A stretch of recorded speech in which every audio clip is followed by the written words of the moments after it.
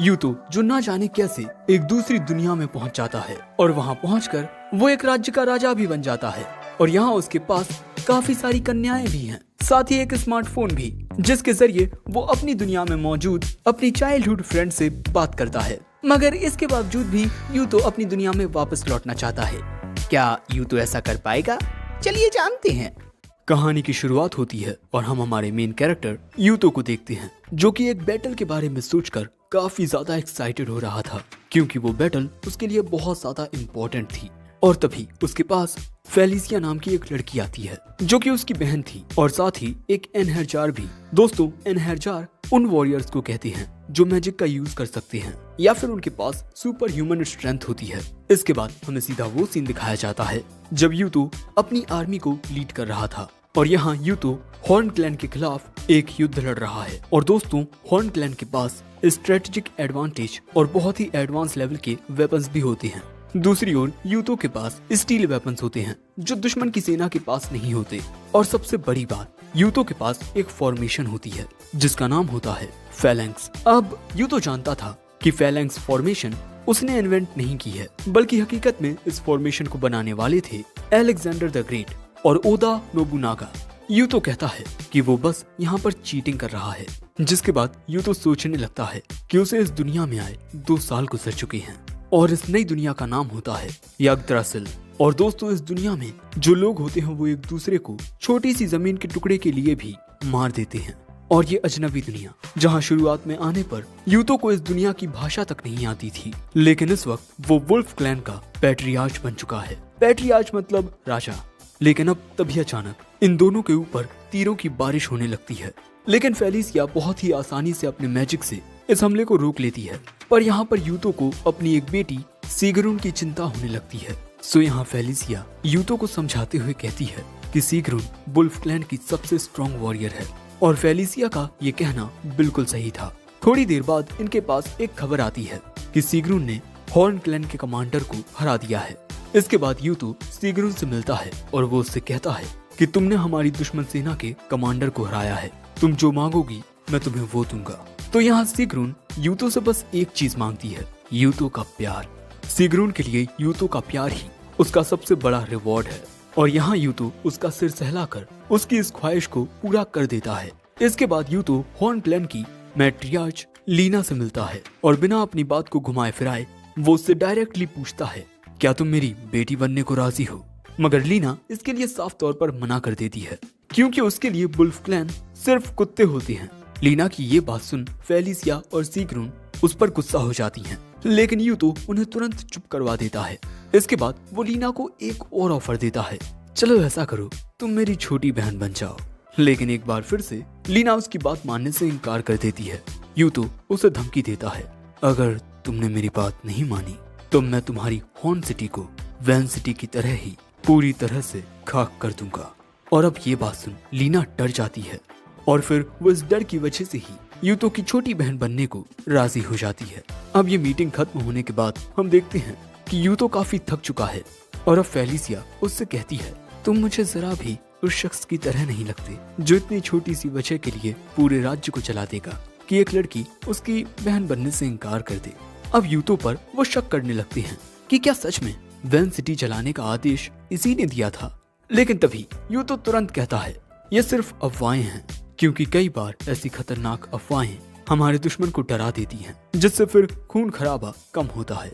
इसके बाद यूतो अपने होम टाउन लौटने का फैसला करता है और अब वहाँ पहुंचकर वो देखते हैं कि सभी लोग यूतो की इस जीत पर उसे बधाई दे रहे थे। लेकिन रास्ते में उसके 2 अंकल्स जो वुल्फ क्लैन के मेंबर्स होते हैं वो उसे रोक लेते हैं, पर यूतो को ये बात पसंद नहीं आती क्योंकि वो थोड़ी जल्दी में था। पर उसके वो दोनों अंकल कहते हैं, तुम्हें नहीं लगता कि तुम्हें अपने से बड़ों को रिस्पेक्ट दिखानी चाहिए? तुम हमें ऐसे अनदेखा करके नहीं जा सकते। लेकिन तभी हम देखते हैं कि फेलिसिया अपने दिमाग का इस्तेमाल करके उनका ध्यान भटका देती है, जिससे यूतो को आगे बढ़ने का मौका मिल जाता है। और इसके बाद अब टेम्पल पहुंचकर यूतो यहाँ अपना फोन निकालता है और ये फोन दूसरी दुनिया से यूतो के साथ ही आ गया था। अब वो इस फोन से मित्सुकी को कॉल करता है, जो कि हमारे यूतो की चाइल्डहुड फ्रेंड होती है। और दोस्तों, यूतो दूसरी दुनिया से पृथ्वी पर मित्सुकी को कॉल करता है। यूतो उसे बताता है कि अब तक मुझे अपनी दुनिया में वापस लौटने का रास्ता नहीं मिला है, लेकिन मैं लगातार कोशिश किए जा रहा हूँ। हम देखते हैं कि फेलिसिया दूर से यूतो की ये बातें सुन रही थी। अब इसके बाद रात में सोते वक्त भी यूतो चैन से नहीं सो पाता। अचानक ही यूतो के दिमाग में एक थॉट आता है कि शायद याग्द्रासिल एक अलग दुनिया है ही नहीं, ये अर्थ ही है, मगर सदियों पुराना। यहाँ के टूल्स और कल्चर देख के मुझे तो ऐसा लगता है कि ये 1300 से 2000 बीसी के बीच का जमाना है। और मैं इस बात पर और भी ज्यादा श्योर हूँ, क्योंकि इस दुनिया के स्टार्स बिल्कुल वैसे ही हैं जैसे यूतो की दुनिया के हैं। यूतो कहता है, मैं जानता हूँ कि ये नॉर्दर्न हेमिस्फीयर है, लेकिन मुझे यहाँ की एग्जैक्ट लोकेशन नहीं पता। अब अगली सुबह हम देखते हैं कि फेलिसिया यूतो से रोटर स्टोन के बारे में बात कर रही थी, और इसी स्टोन की मदद से ये लोग हर दिन फ्रेश ब्रेड बना पाते हैं। लेकिन इसका असली क्रेडिट जाता है यूतो के फोन को, जहाँ से वो ये सारी नॉलेज निकालता है। लेकिन इसके बाद ब्रेकफास्ट के दौरान यूतो वेपन्स की बात करता है, और इसके बाद वो उस सेरेमनी के लिए तैयार हो जाता है। इसके बाद वेपन्स बनवाने के लिए वो ब्लैक स्मिथ इनग्रिड के पास जाता है। और दोस्तों, इनग्रिड यूतो को मन ही मन में पसंद करती थी। अब यहाँ यूतो बताता है कि हॉर्न क्लैन की मैट्रियार्च यानी कि शासक लीना अब उसकी छोटी बहन बनने वाली है, तो अब शायद उन्हें हॉर्न क्लैन के वेपन्स की टेक्नोलॉजी मिल सकती है। इसके बाद हमें उस सेरेमनी का सीन दिखाया जाता है। यहाँ पर प्रीस्ट एलेक्सिस इस रिचुअल को ऑफिशियली बनाता है। यूतो के जरिए यहाँ हमें पता चलता है कि इस दुनिया में जो क्लैंस होते हैं वो एक दूसरे के साथ ओथ रिचुअल परफॉर्म करते हैं, और ऐसा करके वो एक दूसरे के सिबलिंग या बच्चे बन जाते हैं, यानी कि दो क्लैंस एक फैमिली का हिस्सा बन जाते हैं। और यूतो हमेशा ऐसा ही करता है, वो अपने दुश्मन को हराकर उसे अपने परिवार का एक हिस्सा बना लेता है, जिससे धीरे धीरे इनका वुल्फ क्लैन काफी ज्यादा पावरफुल हो रहा है। और यूतो के सफर में ये उसका एक और कदम है, जिससे वो किसी दिन अपने घर यानी कि अपनी दुनिया में वापस लौट सके। अब सेरेमनी के बाद लीना अचानक ही यूतो से बात करती है और उससे एक रिक्वेस्ट करती है, प्लीज तुम हॉर्न क्लैन के लोगों के साथ भी उतने ही अच्छे से पेश आना जितना तुम वुल्फ क्लैन के लोगों के साथ आते हो। यूतो उससे प्यार से कहता है, तुम चिंता मत करो, मैं हॉर्न क्लैन के लोगों के साथ भी बहुत अच्छे से बिहेव करूंगा, साथ ही मैं तुम्हारा भी बहुत अच्छे से ख्याल रखूंगा। आखिर अब तुम मेरी प्यारी छोटी बहन जो हो। और इसके बाद हम देखते हैं कि यूतो की छोटी बहन बनने के बाद लीना खुश होती है, लेकिन तभी फेलिसिया वहां आकर बताती है कि अभी अभी हमें फोर्ट हॉर्न से एक मैसेंजर पिजन आया है। ये बात सुन यूतो थोड़ा परेशान हो जाता है, और इसके बाद वो अपने क्लैन के सभी लोगों के साथ एक मीटिंग रखता है। वहाँ पे अब वो सभी को बताता है, इस वक्त सिचुएशन बहुत ही ज्यादा सीरियस हो गई है। आज से 4 दिन पहले वेस्ट के सबसे बड़े क्लैंस में से एक हूफ क्लैन ने हॉर्न नेशन पर हमला करके उनका बॉर्डर फोर्ट यानी कि उनका बंदरगाह अपने कब्जे में कर लिया है। और हमें जो खबर मिली है उसके अनुसार हूफ क्लैन के पास तकरीबन 10,000 सोल्जर्स हैं। हॉर्न क्लैन के सोल्जर्स हमसे लड़ने की वजह से पहले से ही बहुत ज्यादा थके हुए हैं। इसके अलावा लीना भी अपने राज्य में इस वक्त मौजूद नहीं है, यानी कि दुश्मन के लिए ये एक परफेक्ट टाइम है लीना के राज्य पर हमला करने का। अब यूतो की बात सुन हॉर्न क्लैन के कुछ मेंबर्स कहते हैं, मुझे तो लगता है कि हमें हॉर्न क्लैन को तबाह हो जाने देना चाहिए, आखिर वो हमारे दुश्मन जो हैं। और यूतो, तुम्हें भी इन चीजों पर इतना ध्यान देने की जरूरत नहीं है, क्योंकि तुम अभी काफी छोटे हो।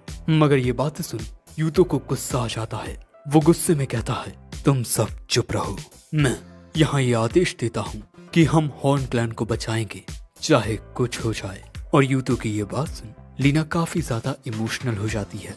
अगले सीन में हम देखते हैं कि यूतो का आदेश मिलने के बाद सिग्रन अपनी आर्मी के साथ हूफ क्लैन के कैंप पर अचानक ही अटैक कर देती है। और अचानक हुए इस हमले की वजह से दुश्मन का लीडर काफी ज्यादा शॉक हो जाता है।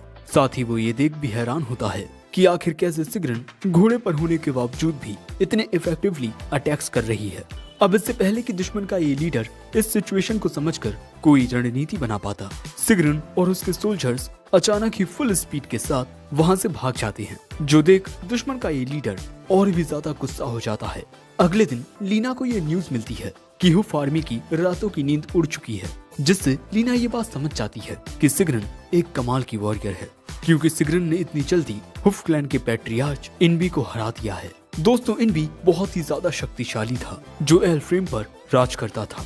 लीना को याद आता है जब यूतो ने उसे ऑर्डर दिया था कि वो हॉर्न राज्य वापस जाए और वहाँ अपने सोल्जर्स को इकट्ठा करे। उसके बाद हम करंट टाइम पर वापस आते हैं, जहाँ यूतो हॉर्न राज्य पहुँचता है और लीना से दुश्मन की सिचुएशन के बारे में पूछता है। लीना उसे बताती है कि दुश्मन इनसे बस कुछ ही घंटे की दूरी पर है। ये सुनकर यूतो अपनी आर्मी से कहता है, सभी लोग पहले खाना खा लो और चाहो तो तुम सब थोड़ी शराब भी पी सकते हो। ये बात सुन लीना हैरान होकर पूछती है, युद्ध से पहले ये सब करना क्या सही रहेगा? यूतो बड़े आराम से कहता है, रिलैक्स रहो और आराम से पेट भर के खाना खाओ ताकि तुम्हें लड़ने की ताकत मिलेगी, क्योंकि इस वक्त ये सभी सोल्जर्स काफी थके हुए हैं और पेट भर खाना खाने के बाद ही इनकी ताकत वापस आएगी। साथ ही वो लीना को ये भी बताता है कि वो पहले ही इन्वेस्टिगेशन के लिए सिग्रन को भेज चुका है। दूसरी ओर हम हुफ क्लैन के शासक इनबी को देखते हैं, जो इस बात से परेशान था कि उसने और उसकी सेना ने पिछली 3 रातों से ढंग से सोया नहीं है, क्योंकि सिग्रन की आर्मी उन पर हर रात अटैक करने आती है और जब भी ये लोग थोड़ा आराम करने की कोशिश करते हैं तभी अचानक उन पर अटैक हो जाता है। जिसके बाद एक आदमी इनबी को आकर बताता है कि उनके ऊपर यूतो की मेन आर्मी ने सामने से धावा बोल दिया है। दूसरी ओर सिग्रन अपनी आर्मी के साथ जंगल के अंदर छुपी हुई थी और यूतो फ्रंट से अपनी सेना के साथ सब कुछ देख रहा था। दोस्तों, यहाँ पर दुश्मन की सेना बहुत बुरी तरह से थकी हुई थी। ये देख इनबी आदेश देता है कि अपने वॉर कैरियर्स फ्लैंक्स पर भेज दो, मैं खुद इस बैटल को खत्म करूंगा। दूसरी ओर यूतो युद्ध के दौरान लीना और फेलिसिया से एक स्ट्रेटजी डिस्कस कर रहा था। वो कहता है, हमारा दुश्मन जरूर से फैलेंक्स फॉर्मेशन की कमजोरी का फायदा उठाने की कोशिश करेगा और हम पर फ्लैंक्स से अटैक करेगा, पर तुम बस उसे थोड़ी देर संभाले रहना, बाकी सब मैं देख लूंगा। लीना को थोड़ा डर लगता है जब वो इनबी की प्रेजेंस को देखती है। इनबी बिल्कुल एक डीमन जैसा लग रहा था। हम देखते हैं कि इनबी यूतो की सेना को खत्म करते हुए आगे बढ़ने लगता है और ये देखकर लीना के पसीने छूट जाते हैं। वो डरते हुए कहती है, प्लीज मुझे बचाइए बिग ब्रदर।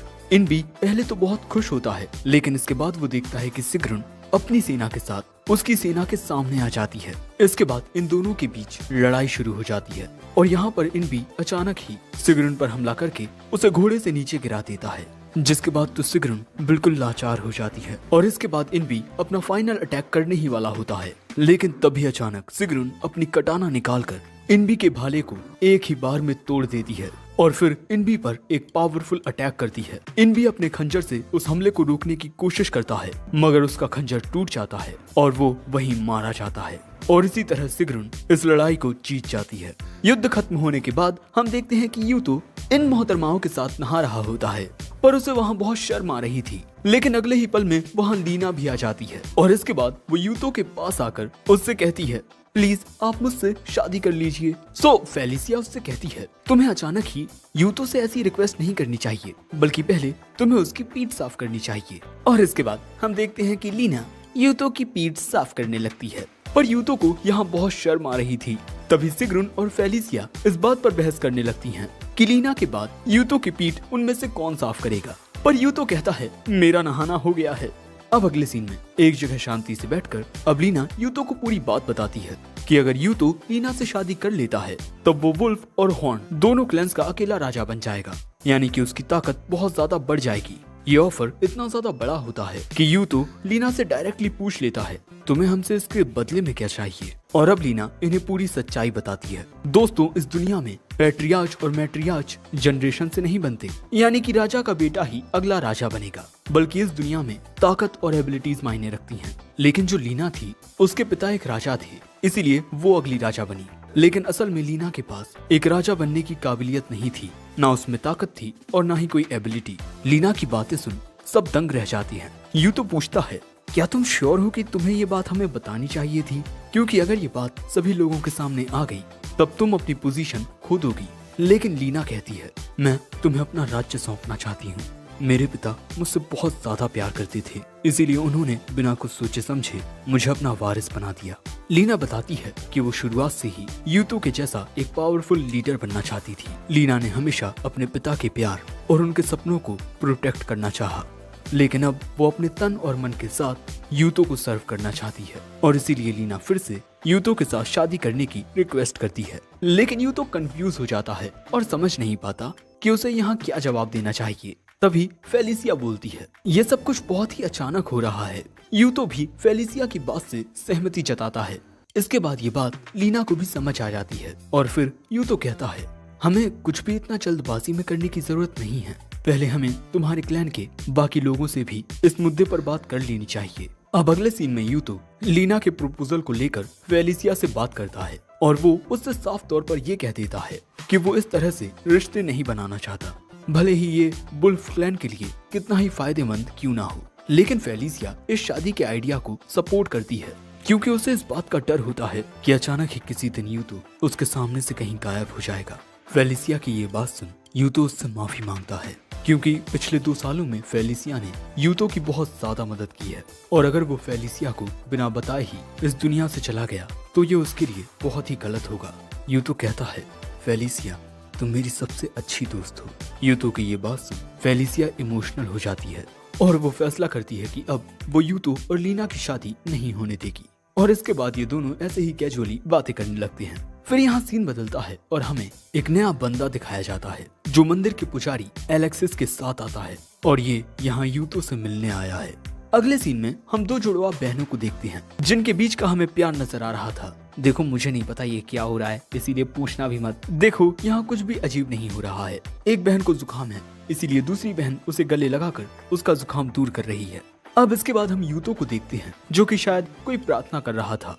प्रार्थना के बाद सभी लोग खान पान करते हैं।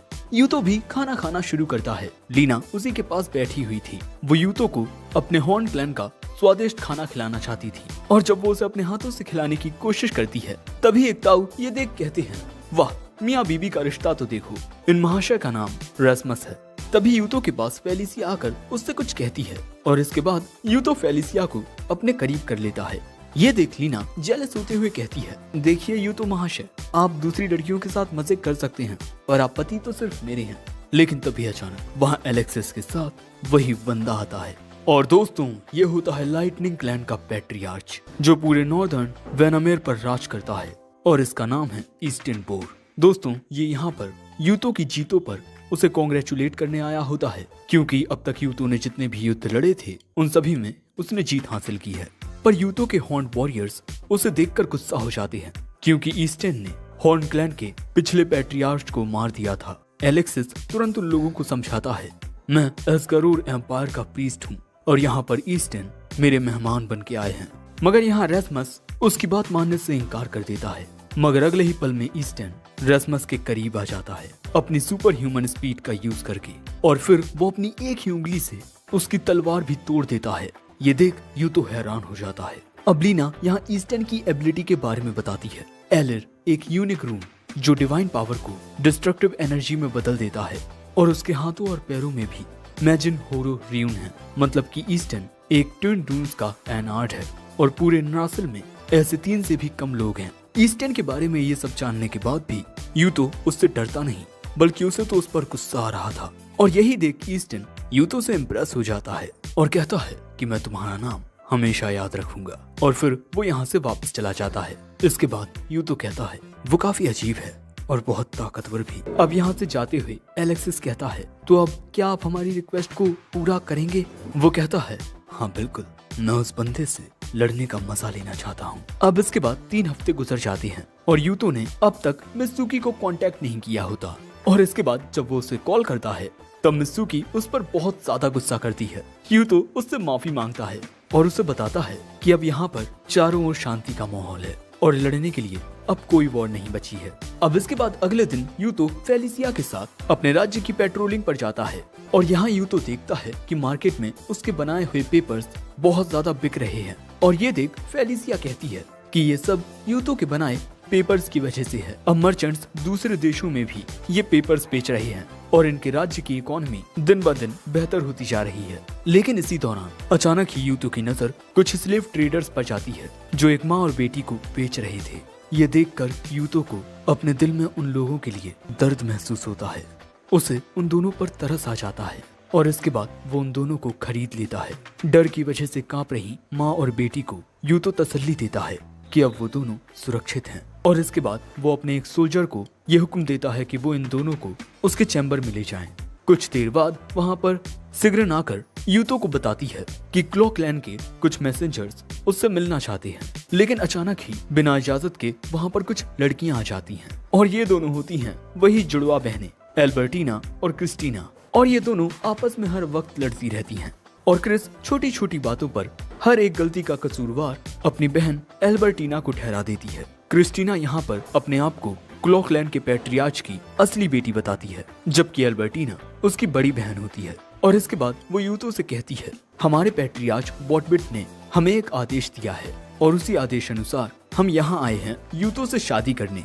ये बात सुन यूतो शॉक हो जाता है, लेकिन फिर खुद को कंट्रोल करते हुए वो कहता है, तुम दोनों ऐसे ही यहाँ पर आकर शादी का ऐलान नहीं कर सकती, इस वक्त तुम्हें यहाँ से जाना होगा। और इसके बाद फेलिसिया इस मुद्दे को लेकर यूतो के साथ कुछ बात करती है, लेकिन दोनों लड़कियाँ उनकी बात सुन लेती हैं और कहती हैं कि यूतो तो बड़ा बदतमीज है। लेकिन फिर फेलिसिया कहती है कि अगर यहाँ पर ये दोनों हियरिंग के लिए आई हैं, तब हम इस वक्त इन दोनों को यहाँ से नहीं निकाल सकते। क्रिस्टीना यूतो से पूछती है कि क्या वो इनसे शादी करने के लिए इसीलिए मना कर रहा है क्योंकि उसका प्लान हॉर्न क्लैन की मैट्रियार्च से शादी करने का है। इनकी ये बातें सुन यूतो को इस बात का तो एहसास हो जाता है कि ये दोनों काफी जानकार हैं, साथ ही ये दोनों वैन मैसाकैरे की सच्चाई भी जानती हैं। और ये देख यूतो को समझ आता है कि इन दोनों की जानकारी इकट्ठा करने की एबिलिटी कमाल की है। क्रिस्टीना यहाँ पर ये क्लियर कर देती है कि वो यूतो से शादी नहीं करना चाहती, ना ही वो उसकी रखेल बनना चाहती है, बल्कि वो तो सिर्फ यूतो की काबिलियत देखना चाहती है। और फिर ये दोनों उसके सामने घुटनों पर बैठ जाती हैं और कहती हैं कि इस वक्त उन दोनों के पास उनका स्वर्ण फादर नहीं है और इसीलिए वो यूतो को अपना पिता बना सकती हैं। यूतो को उन दोनों पर शक होता है कि वो दोनों कुछ ना कुछ तो जरूर छुपा रही हैं, पर अचानक ही उसके जहन में ईस्टर्न आता है, जिसके बाद वो इन दोनों की बात मान लेता है। लेकिन यहाँ वो इन दोनों के सामने एक शर्त रखता है कि तुम दोनों को मुझे अपनी अपनी काबिलियत दिखानी होगी। इसके बाद सीन बदलता है और हम लीना को देखते हैं, जो एक अजीब सा सपना देखने के बाद अचानक जाग जाती है। तभी वहाँ एक गार्ड आकर लीना को बताता है कि यूतो जल्द ही गिम्बल इंस्पेक्शन के लिए इनके यहाँ आने वाला है। और ये बात सुनते ही लीना बहुत ज्यादा खुश हो जाती है, क्योंकि ये उसके पास एक बहुत ही अच्छा मौका होगा जब वो यूतो के साथ और भी ज्यादा वक्त बिता सकती है। दूसरी ओर हम यूतो को देखते हैं, जो अपनी कैरेज में ट्रेवल कर रहा होता है, जहाँ ये ट्विन सिस्टर्स यूतो के साथ ही राइड कर रही होती हैं। क्रिस्टीना अपनी रूम यानी कि पावर का यूज करके हवा को कैंसिल कर देती है और एल्बर्टीना का हैबरड्यून तेज हवा क्रिएट करके उनकी स्पीड को बहुत ही ज्यादा बढ़ा देता है। और इसी वजह से वो सभी बहुत ही फास्ट स्पीड के साथ बहुत ही जल्दी गिम्बल पहुंच जाते हैं। गिम्बल पहुंचकर यूतो सबसे पहले ओलोफ से मिलता है और ओलोफ से यूतो को ये जानने को मिलता है कि इस जगह की हालत कुछ खास अच्छी नहीं है। ये सुन यूतो क्रॉप रोटेशन सिस्टम यहाँ पर इंट्रोड्यूस करने की बात करता है ताकि इस राज्य की खेतीबाड़ी और इकोनॉमी दोनों सुधर सके। इसके बाद यूतो क्रॉप रोटेशन सिस्टम का आइडिया लेकर गिम्बल आता है। दोस्तों, क्रॉप रोटेशन सिस्टम फार्मिंग का एक नया तरीका है जिसमें खेतों को खाली नहीं छोड़ना पड़ता और इसके जरिए कम से कम मेहनत में ज्यादा से ज्यादा अनाज उगाया जा सकता है। लेकिन दिक्कत की बात यह है कि ये राज्य पहले हॉर्न क्लैन के कब्जे में था और यहाँ के लोग अब तक अपना पुराना दर्द नहीं भूल पाए हैं। इसीलिए उन लोगों को डायरेक्ट ये ऑर्डर दे देना कि वो अपना खेती बाड़ी का तरीका बदल लें, ये यूतो को पसंद नहीं आता। और तभी हम लीना को देखते हैं, जो यूतो को देखने के लिए गिम्बल आ चुकी थी। अब इसके बाद लीना यूतो से मिलती है और वो तुरंत ही उससे शादी करने वाली बात यूतो को याद दिलाती है। लेकिन जो ट्विन सिस्टर्स होती हैं, वो इस बात को लेकर लीना के साथ लड़ना शुरू कर देती हैं। इसके बाद लीना डायरेक्टली लोगों से मिलती है और फिर उन्हें क्रॉप रोटेशन सिस्टम समझाती है। और हैरानी की बात तो ये होती है कि इस सिस्टम को लेकर राज्य के लोगों से इन्हें काफी अच्छा रिस्पॉन्स मिलता है और इसी तरह सब मिलकर फार्मिंग का प्लान बना लेते हैं। अब इसके बाद रात के वक्त हम देखते हैं कि लीना अचानक ही यूतो के कमरे में चली जाती है और वहाँ आते ही वो डायरेक्टली अपने कपड़े उतारने लगती है और इसके बाद वो यूतो को अपना बनाने की कोशिश करती है। यूतो यहाँ कुछ पल के लिए बिल्कुल दंग रह जाता है, लेकिन फिर अगले ही पल में वो लीना को खुद से दूर हटाता है और फिर वो उसे बताता है कि वो पहले से ही एक लड़की से प्यार करता है और वो अपने प्यार को कभी भी धोखा नहीं दे सकता। मगर लीना कहती है कि अगर तुम मुझे अपनी दूसरी पत्नी भी बना लो तब मैं इसके लिए भी राजी हूँ। मगर यूतो उसे समझाता है कि उसकी दुनिया में ऐसा नहीं होता और अब वो लीना को सब सच बता देता है।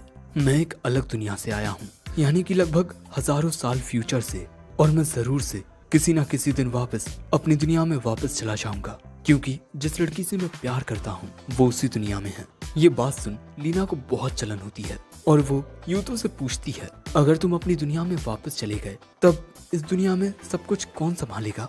यूतो कहता है, मैं चाहता हूँ कि इस दुनिया की सारी जिम्मेदारी तुम संभालो। मगर लीना कहती है कि वो इस लायक नहीं है, वो कभी भी अपने पिता की उम्मीदों पर खरी नहीं उतरी है। यूतो लीना से कहता है तुम में उतनी ही काबिलियत है जितनी की मुझ में, और जब तक मैं इस दुनिया में हूँ मैं तुम्हारी मदद करता रहूंगा, चाहे कुछ भी हो जाए, क्योंकि आखिर तुम मेरी बहन हो। लेकिन तभी अचानक इनकी बातों के बीच में यहाँ क्रिस्टीना आ जाती है और यूतो को एक अर्जेंट न्यूज देती है। उसके कुछ ही देर बाद वहाँ फेलिसिया भी आ जाती है और बताती है कि रायु अब जंग की तैयारी कर रहा है और अभी कुछ देर पहले ही एक बड़ी मीटिंग रखी गई है। क्रिस्टीना बताती है कि व्यापारियों के हिसाब से रायु बहुत ही ज्यादा बड़ी मात्रा में हथियार खरीद रहा है जो वो वुल्फ्स के खिलाफ यूज करने वाला है। क्रिस्टीना सजेस्ट करती है कि वो खुद जाकर इस बारे में जानकारी इकट्ठा करेगी, मगर यूतो कहता है नहीं, ये तुम दोनों के लिए बहुत ही ज्यादा खतरनाक हो सकता है। लेकिन तभी क्रिस्टीना इन लोगों को अपनी ताकत का एक छोटा सा नमूना दिखाती है, जहां वो एल्बर्टीना के साथ मिलकर एक आदमी को पल भर में ही कैप्चर कर लेती है। वो कहती है कि भले से ही हम डायरेक्ट कॉम्बैट में इतने ताकतवर ना हो, लेकिन एक असैसिन और कंपेनियन के रूप में मेरी बहन एल्बर्टीना बहुत ही ज्यादा वैल्यूएबल है। इनकी काबिलियत देखकर यूतो का भरोसा इन पर और भी ज्यादा बढ़ जाता है कि ये दुश्मन के राज्य में जाकर जरूरत पड़ने पर वहाँ पर आराम से कुछ गार्ड्स को तो खत्म कर ही देंगी। यूतो उन्हें रायो भेजने के लिए मान जाता है। लेकिन तभी क्रिस्टीना कहती है अगर हम अपना ये मिशन पूरा कर लेते हैं तब हम यूतो से एक ओथ लेना चाहेंगे, यानी कि ये दोनों ऐसा करके यूतो की बेटियां बनना चाहती हैं। अब इसके बाद ये लोग एक रिवर के पास जाते हैं और वहाँ पर फेलिसिया यूतो को समझाती है कि ये लगार रिवर उनके और लाइटनिंग नेशन के बीच का बॉर्डर है। ये जान यूतो एक नया प्लान बनाता है और लीना से कहता है मुझे इस प्लान को अंजाम देने के लिए तुम्हारी मदद चाहिए होगी लीना, क्योंकि ये काम सिर्फ तुम कर सकती हो। इसके बाद एक और मीटिंग होती है और यहाँ फेलिसिया बताती है कि स्टेन के पेट्रियार्च बनने के बाद से अब तक लाइटनिंग नेशन एक भी लड़ाई नहीं हारा है, मगर उनका आर्मी सिस्टम बहुत ही सिंपल है, ना कोई अनोखे हथियार और ना कोई अनोखी रणनीति और ना ही कोई चाल, बस उनकी सिर्फ एक रणनीति है, सीधा सामने से वार करना। मगर हर बार सामने से वार करने के बावजूद भी उनके सोल्जर्स इतने ज्यादा काबिल हैं कि वो हर बार जीतते हैं। और इसका सबसे बड़ा कारण है कि आइंस्टीन, या जिसे स्टीनबर्ग के नाम से भी जाना जाता है, वो हमेशा फ्रंट लाइन से लड़ता है। उसकी ताकत और हिम्मत अपने आप में ही एक अलग लेवल की है। आगे फेलिसिया ये भी बताती है कि लाइटनिंग नेशन के पास एनार्ड जैसा वॉरियर है और यूतो के पास भी कुछ महान वॉरियर्स होते हैं, जैसे सिग्रुन, द मैनागर्म और एक एंशिएंट वॉरियर स्कैपियर। लेकिन सिर्फ इनके होने की वजह से ही ये जीत नहीं पाएंगे, क्योंकि लाइटनिंग नेशन की जीत का सबसे बड़ा कारण स्टेनबर्ग खुद है। करीब 7 साल पहले जब लाइटनिंग और सेरपेंट्स की लड़ाई हुई थी, तब सिर्फ 13 साल के स्टेनबर्ग ने अकेले ही एक पूरे फोर्ट को तोड़ दिया था, जिसमें सैकड़ों की तादाद में सोल्जर्स थे। उसने अकेले ही सिर्फ अपनी ताकत के बलबूते पर गेट तोड़ दिया था और हजारों को भी मार गिराया था। लेकिन ये सब सुनने के बाद यूतो कहता है ये बहादुरी नहीं बल्कि बेवकूफी है, क्योंकि असली बहादुरी हमेशा प्लान के साथ होती है और स्टेनबर्ग बस अपनी ताकत पर ही अंधा विश्वास करता है। अब इसके बाद आखिरकार वो दिन आ ही जाता है जब स्टेनबर्ग अपने 8000 सैनिकों के साथ युद्ध करने के लिए तैयार था। दूर से क्रिस्टीना ये सब देख रही थी और वो तुरंत इन सब की जानकारी एक कबूतर के जरिए यूतो के पास पहुंचा देती है। अब अगले सीन में हम देखते हैं कि दो नेशंस युद्ध भूमि में आमने सामने टकराते हैं। स्टेनबर्ग के साथ उसका बेटा हाल्फी और उसका भाई विंग होता है, जो स्टेनबर्ग को समझाते हैं कि उसे फिलहाल पीछे ही रहना चाहिए, क्योंकि वो यूतो की रणनीति पर भरोसा नहीं करते। इसके बाद आखिरकार युद्ध शुरू होता है, लेकिन स्टेनबर्ग की सेना तुरंत ही यूतो के क्रॉसबो की लोहे की तीरों के सामने हारने लगती है और फिर यूतो के सैनिकों की फैलेंक्स फॉर्मेशन उन्हें रोक देती है। यूतो मन में सोचता है कि अब तक ये सब कुछ कितना ज्यादा आसान लग रहा है, जबकि हुफ क्लैन का कमांडर इससे ज्यादा टफ था। मगर इसके साथ ही यूतो ये भी समझता था कि लाइटनिंग क्लैन के स्ट्रेटेजिक बहुत ही ज्यादा चालाक होते हैं, इसीलिए यूतो स्टेनबर्ग की सेना को काउंटर अटैक करने का मौका ही नहीं देगा और इसी वजह से यूतो सिग्नल देता है ताकि सिग्रुन अपनी सेना की टुकड़ी के साथ हमला बोल दे। और दोस्तों, ये यूतो की एक बहुत ही खास चाल है, जहां पर फैलेंक्स फॉर्मेशन दुश्मन को रोकेगी और सिग्रुन की सेना उन्हें चारों ओर से घेर लेगी। और फिर होता भी बिल्कुल ऐसा ही है। दूसरी ओर से दुश्मन अपनी आर्मी को भेजता है और उनका लीडर होता है हाल्फी। लेकिन लड़ाई के दौरान हम देखते हैं कि हाल्फी ज्यादा कुछ नहीं कर पाता, और सिग्रुन उसे वहाँ हरा देती है। लेकिन इसके बाद वो जैसे ही हाल्फी को खत्म करने वाली होती है तभी वहाँ स्टेनबर्ग खुद आ जाता है और वो वहाँ आते ही सिग्रुन पर अटैक करने लगता है और स्टेनबर्ग का हर एक हमला सिग्रुन को उसकी ताकत का एहसास दिलाता और स्टेनबर्ग की ताकत के सामने आखिरकार मजबूर होकर सिग्रुन को अपनी सेना के साथ पीछे हटना पड़ता है। इसके बाद स्टेनबर्ग सीधा यूतो की ओर बढ़ता है। यूतो को अपनी फेलेंक्स फॉर्मेशन पर पूरा यकीन होता है, पर यूतो की ये गलतफहमी जल्द ही टूट जाती है जब स्टेनबर्ग उस फॉर्मेशन में एक बड़ी दरार कर देता है। ये देखते ही यूतो तुरंत स्कैबियर को स्टेनबर्ग को रोकने को भेजता है। स्कैबियर अपनी शानदार स्किल्स दिखाता है और स्टेनबर्ग के अटैक को काउंटर कर देता है। स्टेनबर्ग ये देखकर हैरान हो जाता है और कहता है, तुम तो उस सिल्वर हेयर वाली लड़की यानी कि सिग्रुन से भी ज्यादा ताकतवर हो। लेकिन स्कैबियर कहता है, मुझे लड़ाई झगड़े में कोई इंटरेस्ट नहीं है, और ये कहकर वो अपने सैनिकों को पीछे हटने का ऑर्डर दे देता है। इसके साथ ही वो लाइटनिंग नेशन के सैनिकों को समझाता है कि इस वक्त उनके पैरों के नीचे यानी कि जमीन पर इतना ज्यादा लोहा पड़ा है कि अगर वो उसे जमा कर लेते हैं और बेच देते हैं तब उन्हें अपनी जिंदगी में कभी भी काम करने की जरूरत ही नहीं पड़ेगी। स्कैबियर की ये बात सुन उन लोगों का ध्यान थोड़ा भटक जाता है और इसी मौके का फायदा उठाकर स्कैबियर अपनी सेना को सुरक्षित पीछे की ओर ले आता है। दूसरी ओर हाल्फी स्टेनबर्ग को शांत रहने को कहता है और सजेस्ट करता है कि अब विंग उनका पीछा करेगा और स्टेनबर्ग भी इस बात की इजाजत दे देता है। लेकिन कुछ ही देर बाद स्टेनबर्ग को ये खबर मिलती है कि स्कैबियर के साथ एक ड्यूल में विंग की मौत हो गई है। ये खबर सुनकर स्टेनबर्ग को इतना ज्यादा गुस्सा आता है कि वो अपने ही बेटे हाल्फी को जोर से मार देता है, क्योंकि उसने ही स्टेनबर्ग को ये सलाह दी थी कि विंग स्कैबियर से जाकर लड़े। लेकिन आखिर में स्टेनबर्ग ये फैसला करता है कि वो वुल्फ क्लैन के सभी लोगों को मार के अपने भाई की मौत का बदला लेगा, और ये कहकर स्टेनबर्ग उनका पीछा करने लगता है। और इसके बाद ज्यादा देर नहीं लगती और स्टेनबर्ग जल्द ही यूतो की सेना तक पहुंच जाता है जो कि एक नदी को पार कर रहे होते हैं। लेकिन तभी अचानक स्टेनबर्ग के सामने स्कैबियर आ जाता है और इसके बाद इन दोनों के बीच लड़ाई शुरू हो जाती है। और जब दोनों की तलवारें आपस में टकराती हैं तब स्टेनबर्ग को ये समझ आता है कि स्कैबियर उसके अटैक की पावर को कम करके बस एक तरह से उसके अटैक्स को डॉच कर रहा है। लेकिन जब स्कैबियर देखता है कि उसकी सेना नदी को पार कर चुकी है तब वो भी स्टेनबर्ग को इग्नोर करके नदी को पार करके अपनी सेना के पास पहुंच जाता है। लेकिन ये सब देखने के बाद स्टेनबर्ग को चैन नहीं पड़ता और फिर वो तुरंत ऑर्डर देता है कि अब उसकी सेना भी इस नदी को पार करेगी। यूतो अपने सोल्जर्स को ये आदेश देता है कि वो दुश्मन की सेना को नदी पार करने दें। दोस्तों, यूतो की स्ट्रेटजी बड़ी सिंपल होती है, हारने का नाटक करके अपने दुश्मन को एक जाल में फंसा देना।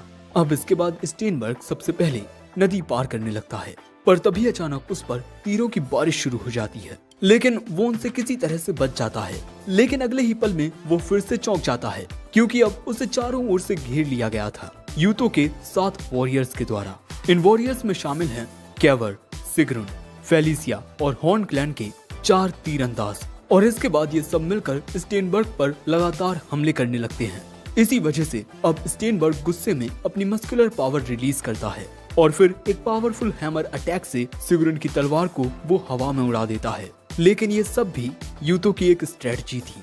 सिग्रुन और बाकी के सोल्जर्स स्टेनबर्ग को थोड़ी देर रोककर वापस पीछे हट जाते हैं और इसके बाद अब स्टेनबर्ग को सबसे बड़ा झटका लगता है। एक बहुत ही विशाल सुनामी नदी से निकलती है और वो स्टेनबर्ग और उसकी सेना को अपने साथ बहा ले जाती है। और दोस्तों, यही असल में यूतो का मास्टर प्लान था। असल में लीना ने एक डैम बनाकर रिवर के पानी को रोका हुआ था और जब दुश्मन अपनी सेना के साथ नदी पार करने के लिए आया तभी लीना ने पानी छोड़ दिया। यूतो इस स्ट्रेटजी का नाम रिवर वे स्ट्रेटजी रखता है जो उसने जापान के एक पुराने जनरल शियानो से सीखी थी। दूसरी ओर हम स्टेनबर्ग को देखते हैं जो सुनामी में फंसने के बावजूद भी अभी भी जिंदा होता है। लेकिन हाँ, वो बहुत ही बुरी तरह से घायल हो चुका है, उसकी कई हड्डियां टूट चुकी हैं और अब वो यहाँ ये मान लेता है कि वो यूतो से हार चुका है। अगले सीन में हम यूतो को मित्सुकी के साथ बात करते हुए देखते हैं जहाँ मित्सुकी कहती है कि मुझे युद्ध की वजह से तुम्हारी बहुत चिंता हो रही थी, तुम ठीक तो हो ना? यूतो कहता है कि हाँ, मैं बिल्कुल ठीक हूँ। मगर इसके बाद मित्सुकी पूछती है कि तुम वापस कब आओगे? यू कहता है कि मैं नहीं जानता कि वो वक्त कब आएगा, पर मैं वादा करता हूँ मैं वो वक्त जरूर लाऊंगा। मैं तुम्हारे पास लौटकर वापस जरूर आऊंगा, तुम बस मेरा इंतजार करना। अब अगले दिन हम देखते हैं कि यूतो इनग्रिड को क्रिस्टल ग्लास बनाना सिखा रहा होता है, मगर जो इनग्रिड होती है वो इस वक्त मन ही मन में यूतो के साथ अजीब सी रोमांटिक फैंटेसीज बना रही थी। और फिर इसके बाद यूतो का बेटा जॉर्गन एक मीटिंग अरेंज करता है सभी लड़कियों के साथ, और इन लड़कियों में एफिया भी होती है जो पहले यूतो की जान बचा चुकी है, और क्योंकि यूतो उसकी काफी रिस्पेक्ट करता है इसीलिए उसे भी इस ग्रुप में शामिल किया गया है। जॉर्गन उन सबको सजेस्ट करता है कि हमें यूतो के लिए एक छोटी सी ट्रिप रखनी चाहिए ताकि वो थोड़ा रिलैक्स कर सके, क्योंकि काम का इतना ज्यादा प्रेशर होने की वजह से यूतो की तबीयत भी बिगड़ सकती है। वैसे यूतो के साथ वक्त बिताकर इन लड़कियों को भी मौका मिलेगा कि वो यूतो की फेवरेट बनने की कोशिश कर सके। सभी लड़कियां काफी जोश में आ जाती हैं। उनके आइडिया के हिसाब से वो सब यूतो को माउंट एस्से के हॉट स्प्रिंग में ले जाने का प्लान बनाती हैं। फिर इसके बाद वो सभी अपनी ट्रिप के लिए निकल पड़ते हैं। अब वहाँ पहुँचने के बाद हम देखते हैं कि सभी लोग मस्त रिलैक्स कर रहे होते हैं, लेकिन इसके बाद सिचुएशन तब थोड़ी ऑकवर्ड हो जाती है जब ट्विन सिस्टर्स भी वहाँ आ जाती हैं, और फिर कुछ ही देर बाद सभी लड़कियाँ बिना इनवाइट के पूल में घुस जाती हैं। यूतो यहाँ बहुत ही ज्यादा नर्वस हो जाता है। वो तो यहाँ अकेला नहाना चाहता था, लेकिन अब उसके आसपास बहुत सारी कन्याएं होती हैं। दोस्तों, ये सारी लड़कियां यूतो को रिस्पेक्ट और ग्रेटिट्यूड दिखाना चाहती थी और उसे सर्व करना चाहती थी, लेकिन इसके बाद सिचुएशन थोड़ी और ज्यादा स्पाइसी और एम्बैरेसिंग तब हो जाती है जब यूतो यहाँ घबराने लगता है। इसके बाद सभी लड़कियां यूतो से माफी मांगती हैं और कहती हैं कि वो तो बस यूतो का शुक्रिया अदा करना चाहती थी। यूतो भी उनकी बात मानने के लिए राजी हो जाता है और कहता है कि मैं सिर्फ इस ट्रिप के दौरान ही तुम लोगों की सर्विस एक्सेप्ट करूंगा, लेकिन इसके बाद फिर मैं ऐसा कभी नहीं करूंगा। इसके बाद सभी लड़कियां मिलकर उसे नहलाने लगती हैं, और ऐसी सिचुएशंस होने की वजह से आखिरकार यूतो इतना ज्यादा ऑकवर्ड फील करता है कि वो बेहोशी हो जाता है।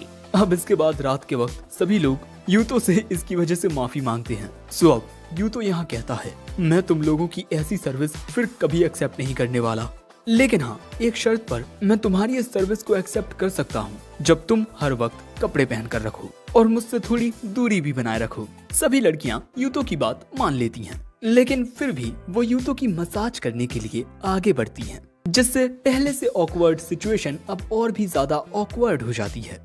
फिर इसके बाद सभी लोग यूतो के साथ किंगडम वापस लौट आते हैं। यहाँ पर उन्हें ऑफिशियली कॉन्ग्रेचुलेट किया जाता है क्योंकि अब 2 नए मेंबर्स फैमिली का हिस्सा बन चुके थे, क्रिस्टीना और एल्बर्टीना, जो यूतो की बेटियां बन चुकी हैं। इसके बाद यूतो के पास लीना आती है और वो यूतो को बधाई देती है क्योंकि उसने क्रिस्टीना और एल्बर्टीना को अपनी बेटी बना लिया है। साथ ही वो ये भी बताती है कि स्टेनबर्ग किसी तरह से जिंदा बच गया है। अब इसके बाद सिग्रुन इनग्रिड के पास आती है ताकि वो एक नई कटाना ले सके, क्योंकि उसके पहले वाली कटाना स्टेनबर्ग से फाइट के दौरान खो गई थी। यहाँ सिग्रुन काफी ज्यादा उदास भी थी क्योंकि वो खोई हुई कटाना सिग्रुन के लिए बहुत ही ज्यादा इम्पोर्टेंट थी, क्योंकि वो कटाना उसे यूतो ने दी थी। लेकिन इसके बाद उसके चेहरे पर खुशी वापस लौट आती है जब यूतो वहाँ पर आके उसे वही खोई हुई तलवार वापस दे देता है। दरअसल वो कटाना खोने के बाद एक मर्चेंट को मिल गई थी और वो मर्चेंट इन ट्विन सिस्टर्स की सेरेमनी में आया हुआ था। साथ ही हमें ये भी दिखाया जाता है कि यूतो के द्वारा बनाए गए क्रिस्टल वेसल्स कंप्लीट हो गए हैं और इनके जरिए वुल्फ क्लैन को अब और भी ज्यादा अमीर बनने का मौका मिल रहा है। मगर यूतो परेशान होता है क्योंकि उसके पास यहाँ पर एजुकेटेड लोग नहीं होते जो पैसे का सही से इस्तेमाल करके इनके राज्य को और भी बेहतर बना सके। और इसी बीच एक छोटा सा इंसिडेंट भी होता है जब एफिया गलती से यूतो के ऊपर पानी गिरा देती है। यूतो इस बात को इग्नोर करके एफिया को शांत करता है और उसे एक कैंडी देता है। इसके बाद वो उससे दूर एक दुकान पर लिखा साइन पढ़ने को बोलता है और सरप्राइजिंगली वो उसे आसानी से पढ़ लेती है। ये देखकर यूतो के दिमाग में एक बड़ा आइडिया आता है, कंपलसरी एजुकेशन का। यूतो का प्लान ये होता है कि 7 से 15 साल के सभी बच्चों को पढ़ाया जाए और ऐसा करके उसे पैसे के बारे में भी चिंता करने की जरूरत नहीं होगी क्योंकि सब कुछ फ्री होगा। टीचर्स, बुक्स, बिल्डिंग्स, हर एक चीज का खर्चा वुल्फ क्लैन खुद करेगा। इस एजुकेशन में लगने वाला पैसा उन क्रिस्टल ग्लासेस से आएगा जो वो बना रहे हैं। यूतो ये बात मानता है कि अभी तो ये शुरुआत है, लेकिन आने वाले 5 से 10 साल में इसका फल वुल्फ क्लैन को जरूर मिलेगा। ये सुनकर फेलिसिया समझ जाती है कि यूतो अपना फ्यूचर प्लान कर रहा है ताकि अगर वो खुद यहाँ पर नहीं भी होगा तब भी उसके बिना वुल्फ क्लैन सारी चीजें आसानी से कर लेगा, साथ ही उस पर कोई मुसीबत भी नहीं आएगी। और इसके बाद फेलिसिया के जहन में कुछ बातें आती हैं। और इस वजह से वो यहाँ उदास हो जाती है। इसके बाद हमें पास्ट का सीन देखने को मिलता है जहाँ पर फेलिसिया का भाई लॉफ्ट मौजूद होता है। लॉफ्ट यूतो का सोन ब्रदर होता है। इसके बाद हम देखते हैं कि वुल्फ क्लैन का पैट्रियार्च इन दोनों को कांग्रेचुलेट करता है क्योंकि इन दोनों ने रिसेंट में एक बैटल जीती थी। और इसके बाद वो डिसाइड करता है कि अब वुल्फ क्लैन को एक नया राजा चाहिए और इसके लिए वो यूतो को चुनता है। यूतो ये सुनकर हैरान हो जाता है। उसे लगता है कि ये सब गलत है क्योंकि वो शुरुआत से यही कहता आया है कि वो एक दिन अपने घर वापस चला जाएगा, साथ ही राजा बनने के लिए लॉफ्ट बेस्ट रहेगा। लेकिन लॉफ्ट यूतो से कहता है कि ये सब ड्रामा बंद करो क्योंकि उसका असली प्लान हमेशा से यही था कि यूतो ही वुल्फ क्लैन का राजा बने। और जब मेरे पिता ने तुम पर दबाव डाला तब तुम भी राजा बनने के लिए राजी हो गए। वुल्फ क्लैन का राजा बनना मेरा सपना था। मैंने हमेशा से ये कोशिश की है कि मैं अपने राज्य के लोगों की हिफाजत करूं और साथ ही अपने राज्य की ताकत को इतना ज्यादा बढ़ा दूं कि हम आराम से क्लॉ और हुफ क्लैन को कम्पीट कर सकें।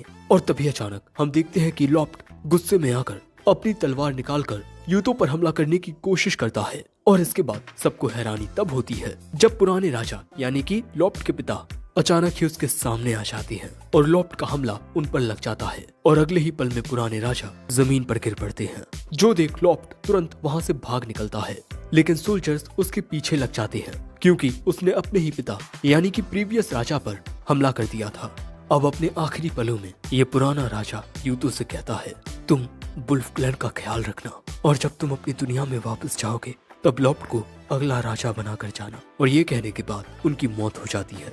फिर हम वापस प्रेजेंट में आते हैं जहाँ फेलिसिया यूतो को जगाती है और हमें जानने को मिलता है कि यूतो ये सब सपने में देख रहा था।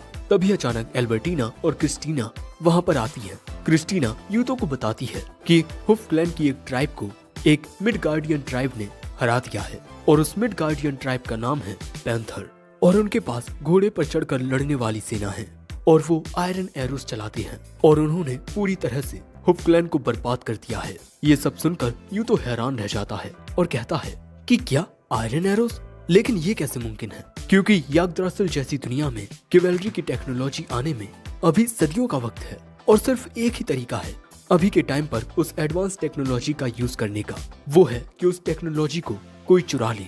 और ये सोचते ही यूतो के जहन में लॉफ्ट का ख्याल आता है जिसके पास एक ऐसा र्यून है यानी कि ऐसी ताकत है जो किसी भी टेक्नोलॉजी को कॉपी कर सकती है। तभी फेलिसिया कहती है कि ये काम जरूर से लॉफ्ट का ही होगा और आज से करीब 2 हफ्ते पहले उसने मुझे एक संदेश भी भेजा था जिसमें उसने लिखा था कि वो यूतो को छोड़कर उसके पास आ जाए। दोस्तों, लॉफ्ट अब पैंथर क्लैन का राजा बन चुका है। फेलिसिया यूतो से माफी मांगती है क्योंकि उसने ये बात यूतो को जल्दी नहीं बताई, लेकिन इसके बाद वो कहती है कि वो सिर्फ यूतो के लिए ही लॉयल है। यूतो फेलिसिया को शांत करके कहता है, तुम्हें मुझे जरा भी समझाने की जरूरत नहीं है, मुझे तुम पर पूरा यकीन है। इसके बाद फेलिसिया लॉफ्ट को एक चिट्ठी भेजती है जिसमें वो लिखती है कि उसका सिर्फ एक भाई है जो यूतो है, लेकिन लॉफ्ट को लगता है कि शायद से ये चिट्ठी फेक है जो यूतो ने फेलिसिया के नाम से भेजी है। दोस्तों, लॉफ्ट का एक मकसद है, वो यूतो से हर एक वो चीज छीनना चाहता है जो यूतो ने उससे छीनी है। इसके बाद खबर मिलती है कि पैंथर क्लैन ने हॉर्न क्लैन पर हमला करके मिर्क बोर्ड नाम की जगह को कैप्चर कर लिया है। अब यूतो के पास कोई और चारा नहीं बचता और इसके बाद अब वो सेना को इकट्ठा होने का आदेश देता है ताकि वो पैंथर क्लैन पर हमला कर सके। अगले सीन में हम देखते हैं कि यूतो अपनी सेना के साथ एक खुले मैदान में खड़ा होता है। वो परेशान होता है क्योंकि सामने 3000 सोल्जर्स हैं। तभी उसे खबर मिलती है कि दुश्मन की सेना ने हमला करना शुरू कर दिया है। यूतो यहाँ ये देखता है कि लॉफ्ट की सेना वही स्ट्रेटजी फॉलो कर रही है जो यूतो ने पहले हुफ क्लैन के खिलाफ यूज की थी, मगर यूतो के क्रॉसबो मैन भी अच्छी तरह से दुश्मन के हमले का जवाब देते हैं। एक यूनिट लोडेड क्रॉसबो फायर करती है जबकि दूसरी यूनिट उन्हें रीलोड करती है। इससे दुश्मन को पीछे हटना पड़ता है, लेकिन यूतो समझ जाता है कि ये तो बस एक एडवांस कार्ड था, असली लड़ाई अभी बाकी है। दूसरी ओर लॉफ्ट को भी इंफॉर्मेशन मिलती है। अब उसका टाइम था अपना ट्रैप एक्टिवेट करने का। वो तुरंत अपनी सारी आर्मी को भेज देता है ताकि वो यूतो की आर्मी को चारों ओर से घेर सके। और क्योंकि लॉफ्ट के पास बहुत ज्यादा मात्रा में सैनिक होते हैं, इसीलिए वो आसानी से यूतो की सेना को चारों ओर से घेर लेते हैं। और ये देखकर यूतो खुद को बहुत लाचार महसूस करता है, लेकिन इसके बाद वो एक प्लान बनाता है और अपने सोल्जर्स के आसपास कवर्ड कैरेजेस अरेंज करना शुरू करता है। ये देखकर लॉफ्ट को लगता है कि यूतो अपने सारे रिसोर्सेज उसके सामने सरेंडर कर रहा है इसीलिए वो तुरंत अपनी आर्मी को अटैक करने का ऑर्डर दे देता है। लेकिन जैसे ही वो आगे बढ़ते हैं, उन कैरेजेस में से एरोज बरसने लगते हैं, जिससे लॉफ्ट की आर्मी को भारी नुकसान पहुंचता है।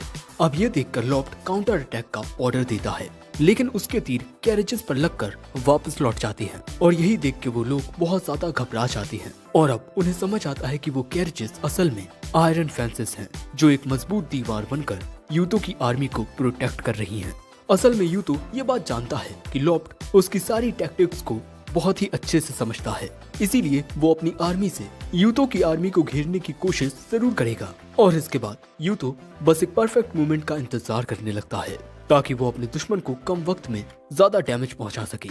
इस तरफ हम सिंजन एलेनार्ड को देखते हैं, जो लॉफ्ट की सपोर्टर होती है। वो उससे कहती है, हमें अपने सोल्जर्स को वापस बुला लेना चाहिए, क्योंकि उन लोगों को बेवजह ही अपनी जान गंवानी पड़ रही है। मगर लॉफ्ट इसके लिए मना कर देता है। वो सिंजन से कहता है, मैं अपनी आर्मी को अभी पीछे हटने का ऑर्डर नहीं दूंगा और इस वक्त सिर्फ तुम ही मेरी मदद कर सकती हो, जिससे हमारे पास अभी भी इस बैटल को जीतने के चांसेस हैं। इस तरफ कुछ ही देर में सिंजन की मैजिक पावर के साथ यूतो को एक अजीब सा कनेक्शन महसूस होता है और तभी अचानक सभी गिरे हुए सोल्जर्स उठकर दोबारा लड़ने लगते हैं। असल में दोस्तों, ये सभी सोल्जर्स सिंजन की मैजिक पावर से पोजेस हो गए हैं। इस तरफ हमें यूतो की बॉडी में एक अजीब सी चमक देखने को मिलती है, लेकिन वो ताकत तुरंत खींच ली जाती है। अब पोजेस्ड बर्सर्क सोल्जर्स बिना मौत से डरे यूतो की डिफेंस पावर को तोड़ देते हैं, जो देखकर सभी लोगों में डर का माहौल आ जाता है। और इसके बाद लॉफ्ट अपने घोड़े के साथ अंदर घुसकर चिल्लाता है, मैंने जीत हासिल कर ली है। सिंजन की मैजिक पावर से मेरे सभी सोल्जर्स अब मौत से नहीं डरते और अब उनकी पावर्स भी बहुत ज्यादा बढ़ चुकी हैं। लेकिन वहाँ यूतो के सोल्जर्स कंफ्यूज हो जाते हैं। यूतो अपने सोल्जर्स को ये ऑर्डर देता है कि वो उन पोजेस्ड सोल्जर्स पर डायरेक्टली अटैक ना करें, लेकिन तभी लॉफ्ट वहाँ पे आके कहता है, यूतो, तुमने मुझसे वो सब छीन लिया था जो मैं चाहता था और इसीलिए अब मैं तुम्हें नहीं छोड़ूंगा। ये कहकर वो उसे मारने ही वाला था, लेकिन तभी फेलिसिया बीच में आ जाती है और लॉफ्ट पर ये इल्जाम लगाती है कि पहले उसने उनके पिता को मारा और अब वो वुल्फ क्लैन पर अटैक कर रहा है, बल्कि उसने तो हमेशा वुल्फ क्लैन की रक्षा करने की कसम खाई थी। और अब फेलिसिया यहाँ खुद ये डिक्लेयर करती है कि उसका सिर्फ एक भाई है और वो यूतो है। इसके बाद जब लॉफ्ट उस पर अटैक करने की कोशिश करता है, यूतो गुस्से में आकर उसे रोकता है और फिर वो उसे याद दिलाता है कि फेलिसिया उसकी इकलौती छोटी बहन है। मगर इस बात पर लॉफ्ट और भी ज्यादा गुस्सा हो जाता है और तभी अचानक लॉफ्ट का घोड़ा बेकाबू हो जाता है और तभी अचानक सामने सिग्रन आ जाती है, जो वहाँ एक ऊंट पर बैठकर आई थी, जिससे लॉफ्ट के साथ साथ उसकी आर्मी के सभी घोड़े वहाँ से भाग जाते हैं। बाद में यूतो सिग्रन से बात करता है। सिग्रन कहती है कि उसे ऊंट की सवारी सीखने में वक्त लग गया, लेकिन अब सब ठीक है। और अब हमें ये जानने को मिलता है कि सभी घोड़े अचानक बेकाबू इसीलिए हो गए थे क्योंकि घोड़ों को ऊंट की स्मेल से नफरत होती है और सिग्रन ऊंट पर ही बैठकर आई थी और फिर घोड़े ना होने की वजह से लॉफ्ट की आर्मी वहां से भाग गई। मगर इसके बावजूद भी यूतो सिंजन की मैजिक पावर को महसूस कर पा रहा था। कुछ देर बाद जब लॉफ्ट और सिंजन अपना माहौल जमा रहे होते हैं, तब सिंजन उससे कहती है कि यूतो ने मेरे मैजिक पावर पर रिएक्ट किया था, जिस पर लॉफ्ट बताता है यूतो किसी और दुनिया से आया है और उसे इस दुनिया में बुलाने वाली मेरी छोटी बहन थी। थोड़ी देर बाद हम यूतो को उसके कमरे में देखते हैं, जहाँ फेलिसिया ने उसके लिए एक तासु अरेंज किया होता है। इसके बाद यूतो गर्माहट का मजा लेता है और फेलिसिया को भी इनवाइट करता है, क्योंकि उसने इनग्रिड को कहकर इस तासु को नॉर्मल साइज में ही बनवाया था। फेलिसिया भी खुश हो जाती है, पर उसे इस तासु से इतना ज्यादा आराम मिलता है कि वो वहीं पर सो जाती है। दूसरी ओर एफी को अपने स्कूल में काफी ज्यादा प्रॉब्लम फेस करनी पड़ रही थी, क्योंकि उसके क्लासमेट वहाँ उसे इग्नोर कर रहे थे। इसके बाद जब वो वापस यूतो की सेवा में जुट जाती है, तब यूतो उससे पूछता है, तुम्हारी क्लासेस कैसी चल रही हैं और क्या तुमने कुछ दोस्त बनाए? लेकिन एफी की शक्ल देखकर ही उसे समझ आ जाता है कि आखिर एफी के साथ वहाँ क्या हो रहा है और इसी वजह से अब यूतो भी टेंशन में आ जाता है। और अब इसी वजह से यूतो डिसाइड करता है कि वो सीक्रेटली एफी को उसकी क्लास में ऑब्जर्व करेगा। इसके बाद यूतो और क्रिस्टीना एफी पर नजर रखने लगते हैं, पर यहाँ क्रिस्टीना यूतो से कहती है कि एफी पर इस तरह से नजर रखना सही नहीं रहेगा। लेकिन यूतो कहता है कि एफी को स्कूल भेजने का आइडिया मेरा था, इसीलिए ये जिम्मेदारी भी मेरी बनती है कि वो वहाँ ठीक है कि नहीं। अब इसके बाद जब यूतो क्लास को ऑब्जर्व करता है तब उसे पता चलता है कि बाकी के उसके क्लासमेट्स एफी को जरा भी हर्ट नहीं करते, बस वो सभी उसे इग्नोर करते हैं और इसी वजह से एफी उदास रहती है। अब ये देख के क्रिस्टीना एक प्लान बनाती है और यूतो से कहती है तुम अब सब कुछ मुझ पर छोड़ दो, मैं अब सब कुछ ठीक कर दूंगी। अब अगले सीन में टीचर इंट्रोड्यूस करता है क्रिस्टीना और एल्बर्टीना को, जो अब से एफी के साथ ही पढ़ने वाली हैं। ये दोनों यूतो की सोन डॉटर्स होती हैं और साथ ही बॉटबेट पैट्रियार्च की बायोलॉजिकल डॉटर्स भी, जो क्लॉकलैंड के पैट्रियार्च हैं। अब वहाँ पे एंट्री लेने के बाद क्रिस्टीना डिसाइड करती है कि वो एफी के पास ही बैठेगी और इसके बाद वो उसे अपना सर्वेंट बनाकर उसकी हेल्प करती है। अब कुछ देर बाद क्रिस्टीना यूतो को बताती है कि एफी की ये प्रॉब्लम क्लास क्वीन की वजह से है, जिसने सभी बच्चों को ये ऑर्डर दिया है कि वो एफी को इग्नोर करें। और ये मुद्दा असल में जेलसी का था, क्योंकि जब एफी ने स्कूल जाना शुरू किया था तब उसके साथ यूतो तुम भी गए थे और सभी ये चाहते हैं कि यूतो उनके भी करीब रहे, मगर यूतो सिर्फ एफी को इम्पोर्टेंस दे रहा था और इसी वजह से बाकी की लड़कियां उससे जेलस हो गईं। क्रिस्टीना बोलती है अब मैं क्लास की नई क्वीन बनूंगी और एफी को अपना एडवाइजर बनाऊंगी। अगले दिन क्रिस्टीना अपनी चार्म और पर्सनैलिटी से सबका अटेंशन अपनी ओर बड़ी ही आसानी से खींच लेती है, जिससे पहले वाली क्लास क्वीन उदास हो जाती है। अब इसके बाद क्रिस्टीना सबको लेके नहाने जाने का प्लान बनाती है, सिवाय उस क्लास क्वीन को छोड़कर, जिससे वो लड़की और भी ज्यादा दुखी हो जाती है। लेकिन इसके बाद एफी अपने स्वीट और काइंड नेचर से उस लड़की को यानी कि क्लास क्वीन को इनवाइट करती है। पहले तो वो लड़की मना करती है, लेकिन फिर जब एफी बार बार उसे मनाने लगती है तब वो लड़की फाइनली एफी का हाथ पकड़ लेती है और इस तरह क्लास में एफी को लेकर जो प्रॉब्लम था वो भी सॉल्व हो जाता है। अब इसके बाद रात के वक्त यूतो मित्सुकी से बात करता है और वो उससे पूछता है कि अगर वो किसी को कोई तोहफा देना चाहे तब उसे क्या देना चाहिए, जिस पर मित्सुकी कहती है तुम जो चाहे वो दे सकते हो, बस याद रखना कि उस तोहफे में तुम्हारा प्यार झलकना चाहिए। दूसरे दिन अब एक और सिचुएशन आती है। इनग्रिड यूतो से गुस्सा हो जाती है क्योंकि उन दोनों का ग्लास कप मेकिंग का सेशन था जिसे यूतो भूल गया था। यूतो को यहाँ गिल्टी फील होता है और इसीलिए वो इनग्रिड के साथ फोर्ज में जाता है। अब इसके बाद यूतो इनग्रिड को बताता है कि वो फेलिसिया और सिगरुन के लिए एक बर्थडे गिफ्ट बनाना चाहता है, मगर इससे इनग्रिड और भी ज्यादा गुस्सा हो जाती है और कहती है मैं अपना कीमती वक्त इन फालतू चीजों में नहीं देना चाहती, पर यूतो किसी न किसी तरह से उसे मना लेता है। अब इसके बाद वो अपनी अदाओं और अपने हुस्न के जाल से यूतो को ये याद दिलाती है कि वो सिर्फ एक ब्लैकस्मिथ नहीं है, इसके साथ ही वो एक लड़की भी है। अब इसके बाद गिफ्ट्स बनाने के बाद भी इनग्रिड अपनी बॉडी का यूज करके यूतो को सेड्यूस करने की कोशिश करती है, लेकिन तभी अचानक यूतो उसके कंधे को पकड़ लेता है और कहता है मैं ये बात हमेशा से जानता था कि मुझे आज नहीं तो कल तुमसे ये बात कहनी ही पड़ेगी कि तुम्हें एक लड़की की तरह बिहेव करना चाहिए। भले ही हम दोनों काम कर रहे हो, लेकिन तुम बिना सोचे समझे अपना ये सुंदर सा फिकर मुझे ऐसे ही नहीं दिखा सकती, और इसके बावजूद भी तुम ऐसे बिहेव कर रही हो जैसे कुछ हुआ ही ना हो। लेकिन ये सारी बातें सुनकर इनग्रिड गुस्सा हो जाती है और फिर अपनी पावर का यूज करके यूतो को एक मुक्का मार देती है और इसके बाद बिना कुछ कहे वहाँ से चली जाती है। यूतो कंफ्यूज हो जाता है कि आखिर इनग्रिड इतना गुस्सा क्यों हो गई। अगले दिन अब जब दोनों दोबारा मिलते हैं तो यूतो उसे एक तोहफा देता है और उससे माफी मांगता है। यूतो ने इनग्रिड के लिए एक पेंडेंट बनाया होता है मागा टामा का, और उस पेंडेंट को पहनने के बाद इनग्रिड बहुत खुश हो जाती है। और फिर इसके बाद सीन बदलता है और हम देखते हैं एलेक्सिस को, जो कि एम्पायर का प्रीस्ट है। वो लॉफ्ट से मिलता है और कहता है मैं तुम्हारी मदद करना चाहता हूँ, क्योंकि एम्पायर का कर्तव्य होता है ऑर्डर को मेंटेन करना, और इस वक्त वुल्फ क्लैन उस ऑर्डर को डिस्टर्ब कर रहा है। और मेरे पास एक आइडिया है जिसमें एक ओथ की मदद से लाइटनिंग और पैंथर क्लैन के बीच एक कनेक्शन बन जाएगा, जिसमें दोनों इक्वल ब्रदर्स बनेंगे।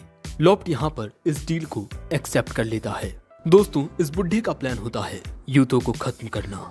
अगले सीन में हमें यूतो की दुनिया का सीन दिखाया जाता है, जहां हम मित्सुकी को देखते हैं जो अपनी दोस्त रूरी के साथ बात कर रही होती है यूतो के बारे में। मित्सुकी को ये जरा भी अच्छा नहीं लगता कि यूतो उसके साथ नहीं है। रूरी मित्सुकी को न्यू ईयर के लिए अपने घर इनवाइट करती है क्योंकि उसकी कजिन साया वापस जापान आ रही है और दोस्तों साया आर्कियोलॉजी पढ़ती है। मित्सुकी ये सुनकर खुश हो जाती है क्योंकि वो रूरी की बहन साया से उस दुनिया के बारे में पूछना चाहती थी जिस दुनिया में यूतो गया है। मित्सुकी ये पता लगाना चाहती है कि यूतो वापस कैसे अपनी दुनिया में वापस लौट सकता है।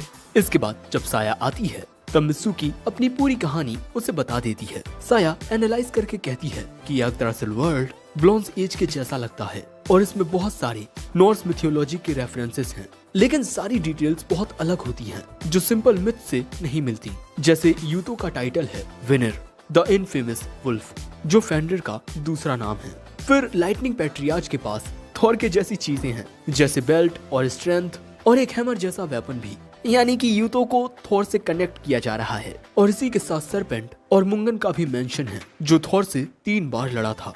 रैग्नारॉक में उसने बाढ़ लाकर पृथ्वी को पूरी तरह से बर्बाद कर दिया था। और ये सारी चीजें यूतो की कहानी के साथ थोड़ी बहुत मैच करती हैं।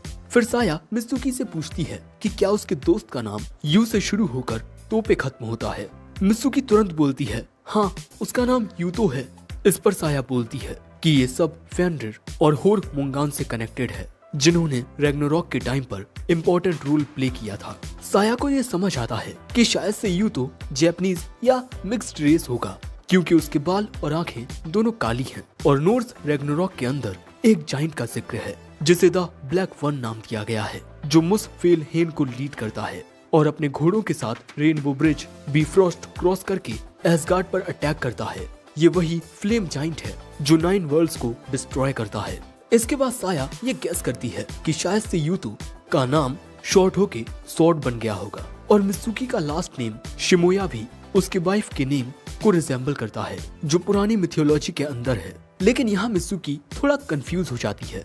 तब साया उसे सरल शब्दों में समझाती है कि इस वक्त यूतो एक नई ओरिजिनल वर्जन बना रहा है पुरानी दुनिया और नॉर्स मिथोलॉजी का। और वही मिथोलॉजी करीब 1000 BC से लेकर जीसस क्रिस्ट के बर्थ तक बनी थी। लेकिन दोस्तों, यूतो जिस वक्त की बात करता है वो 1500 BC के आसपास का है, मतलब और भी पुराना। और इसके बाद मित्सुकी डर जाती है, क्योंकि इस मिथोलॉजी के कहानी के अंदर फेंडर और हॉर्मंगर दोनों मर जाते हैं। उसके दिमाग में तुरंत ये बात आती है कि शायद यूतो भी मर जाएगा। लेकिन तभी उसे याद आता है कि यूतो उससे खुद ये कह चुका है कि मिथ और रियलिटी एक जैसी नहीं है, इसीलिए अभी कुछ भी फाइनल नहीं है। अब इसके बाद हम यूतो को देखते हैं, जो कि काफी परेशान हो रहा था, क्योंकि मित्सुकी उसकी कॉल्स का जवाब नहीं दे रही थी। और इसके बाद जब वो उस रूम से बाहर निकलता है, तब स्कैबियर उसे देख लेता है और इसके बाद वो दोनों बात करने लगते हैं। लेकिन दोनों को ही पता नहीं होता कि सिग्रिन छुपकर इन दोनों की बातें सुन रही है। यहाँ पर यूतो अपनी गलतियों को सोच के खुद को दोष दे रहा था, लेकिन स्कैबियर उसे समझाता है आपको खुद को दोष देने की कोई भी जरूरत नहीं है, क्योंकि आप वो लीडर हो जिन्होंने वुल्फ क्लैन को इतना ज्यादा आगे लाने में इतनी ज्यादा मदद की है। इस वक्त यूतो उससे कहता है कि वो उसका ध्यान रखे, क्योंकि सिर्फ वही स्टेनबर्ग का सामना कर सकती है। और क्योंकि स्कैबियर उसका पहले का लीडर था, वो चाहता है कि अब सिग्रुन उसके साथ खड़ी रहे। ये सुनकर सिग्रुन पहले तो थोड़ा उदास हो जाती है, लेकिन फिर फेलिसिया उसे एक कमरे में ले जाता है जहाँ बाकी के लोग यूतो के लिए एक नया केप बना रहे थे। ये देखकर सिग्रुन के अंदर फिर से मोटिवेशन आ जाता है। दूसरी ओर सिंजिन लॉप्ट को बताती है कि यूतो को उसकी दुनिया में वापस भेजने का एक तरीका हो सकता है, लेकिन लॉप्ट यूतो को उसकी दुनिया में वापस भेजना नहीं चाहता था, बल्कि वो तो उसकी जान लेना चाहता था। दूसरी ओर आखिरकार यूतो की मित्सुकी से बात होती है। मित्सुकी उसे सब कुछ बताती है जो उसे साया के जरिए पता चला, पर साथ ही वो ये भी कहती है कि अभी उसे और भी ज्यादा इन्वेस्टिगेशन करनी होगी। यूतो उससे कैजुअली पूछता है कि क्या वो किसी दोस्त के घर गई थी, और यूतो ये भी जानना चाहता था कि मित्सुकी का वो दोस्त लड़का था या लड़की। ये सुनकर मित्सुकी थोड़ा शर्मा जाती है और थोड़ा गुस्सा भी हो जाती है, क्योंकि यूतो यहाँ उसके असली कंसर्न यानी कि उसकी जिंदगी पर इस वक्त कितना बड़ा खतरा है उस पर ध्यान नहीं दे रहा है। मित्सुकी से बात करने के बाद यूतो अपना दिमाग शांत करने के लिए राज्य घूमने के लिए निकल जाता है। रास्ते में उसकी मुलाकात ट्विन सिस्टर्स से होती है, जो उसके साथ घूमने लगती हैं। तभी वो लोग एक बार के पास पहुंचते हैं जहां बहुत हंगामा हो रहा था। लोग एक लड़की के साथ फाइट कर रहे थे, जो देखकर यूतो वहां जाकर उस सिचुएशन को कंट्रोल करता है। और इसके बाद जैसे ही वो लड़की सामने आती है, यूतो तंग रह जाता है, क्योंकि वो लड़की बिल्कुल मित्सुकी की तरह लग रही थी।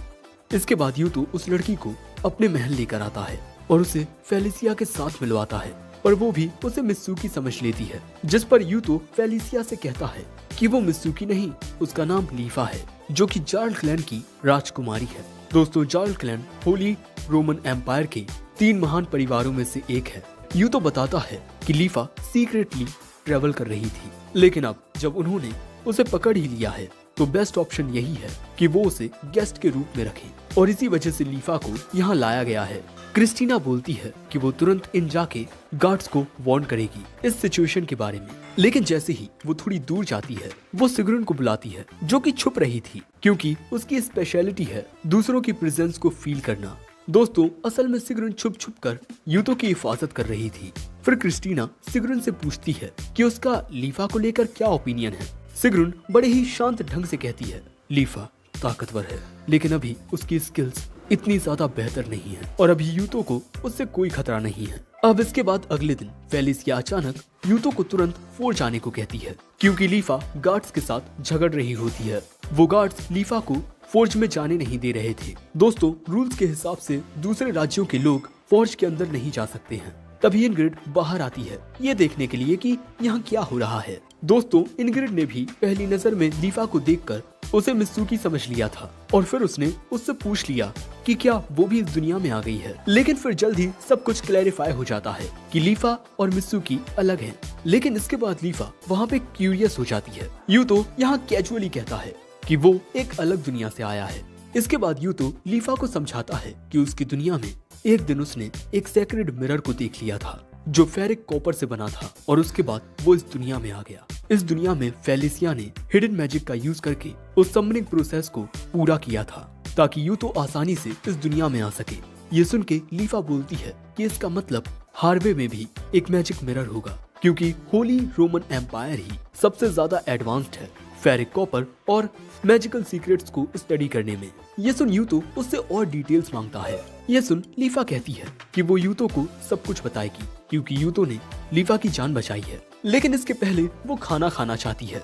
थोड़ी देर बाद सभी लोग यूतो के स्पेशल हैमबर्गर्स खाते हैं जो सबको बहुत ही ज्यादा पसंद आते हैं। अब पेट भर खाना खाने के बाद लीफा बताना शुरू करती है मुझे फेलिसिया के अंदर उतना डिवाइन पावर फील नहीं हो रहा बल्कि उसे देखकर तो लगता है जैसे वो एक नॉर्मल मैजिक यूजर हो। लीफा को ये डाउट होता है कि सिर्फ एक मिरर और फेलिसिया की जितनी मैजिकल पावर से इतना काफी नहीं होगा कि वो दूसरी दुनिया से किसी को सम्मन करके इस दुनिया में बुला ले। लेकिन तभी यूतो कहता है लीफा तुम्हें देखकर ये नहीं लगता कि तुम भी एक मैजिक यूजर हो और मैंने फेमस मैजिक यूजर्स की लिस्ट में तुम्हारा नाम भी नहीं देखा है। तो लीफा तुरंत एक स्पेल कास्ट करके दिखाती है जिससे यूतो का शरीर बहुत भारी हो जाता है और वो कोतासू पर गिर जाता है। फेलिसिया तुरंत लीफा की आंखों में देखती है और फिर हैरान हो जाती है क्योंकि लीफा के पास 2 र्यून्स थे।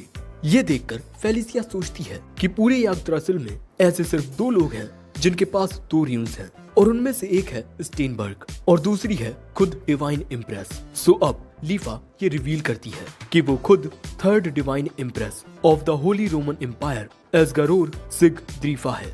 उसके इंट्रोडक्शन के बाद यूतो उससे उसके मैजिक को वापस लेने के लिए कहता है क्योंकि लीफा के मैजिक की वजह से यूतो को बहुत तकलीफ हो रही थी। जिस पर लीफा कहती है मुझे इस तरह के स्पेल्स किसी पर कास्ट करना तो आता है पर उसे वापस लेना नहीं आता। लेकिन मैं एक और अच्छे मैजिक यूजर को जानती हूँ जिसका नाम सीजन है जो इस मैजिक के असर को हटा सकती है।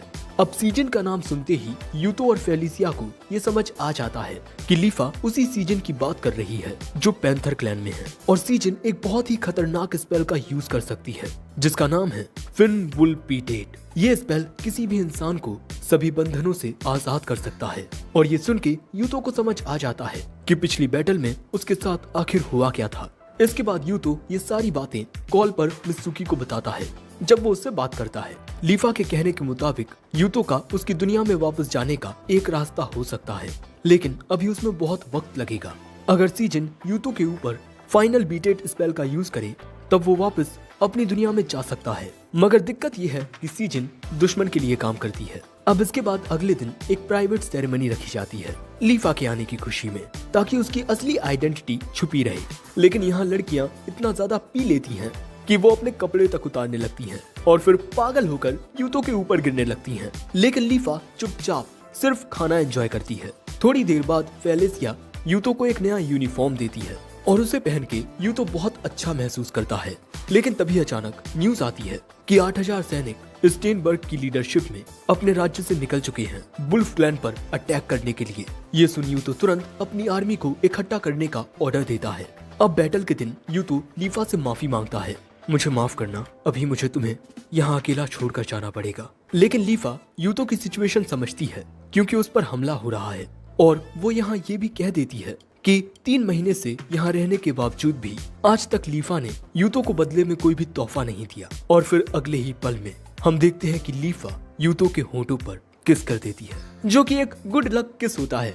इसके बाद यूतो अपने ऑपरेशन बेस पर पहुंचकर अपने हाई कमांड से मिलता है, लेकिन यूतो ने जरा भी एक्सपेक्ट नहीं किया था कि फोर्ट गैशिना इतनी जल्दी गिर जाएगा और अब स्टेनबर्ग अपनी लाइटनिंग आर्मी के साथ सामने कैंप करके बैठा है। यूतो कहता है कि फ्रंटल बैटल उसकी स्पेशलिटी है, लेकिन स्टेनबर्ग के सामने इस तरह से लड़ना अपने सोल्जर्स को मौत के मुंह में डालने जैसा है। थोड़ी देर सोचने के बाद यूतो अनाउंस करता है कि अब वक्त आ गया है एक और नई स्ट्रेटजी यूज करने का। प्लान के मुताबिक सिग्रुन राइट फ्लैंक डिफेंड करेगी, स्कैबियर लेफ्ट फ्लैंक संभालेगा और सेंटर के लिए पहले से प्लान सेट है। इसके बाद जब बैटल स्टार्ट होती है तब यूतो ये नोटिस करता है कि दुश्मन की लाइटनिंग फॉर्मेशन बिल्कुल किसी एरो की जैसी है और उसके हेड पर खुद स्टेनबर्ग है, घोड़े पर सवार। उसके पास अब एक नया वेपन भी है। और इसके बाद जब यूतो के सोल्जर्स अपनी क्रॉस वो चलाते हैं, स्टेनबर्ग एक लोहे का छाता निकालता है और उस लोहे के छाते से वो सभी एरोज को रोक लेता है और फिर अपनी सुपर ह्यूमन स्ट्रेंथ से उस दीवार पर फेंकता है, जिससे एक बड़ी गैप बन जाती है और दुश्मन की सेना वहां से अंदर घुस जाती है। लेकिन यूतो को इससे दिक्कत नहीं होती क्योंकि उसका ये प्लान ही था कि स्टेनबर्ग अंदर आए।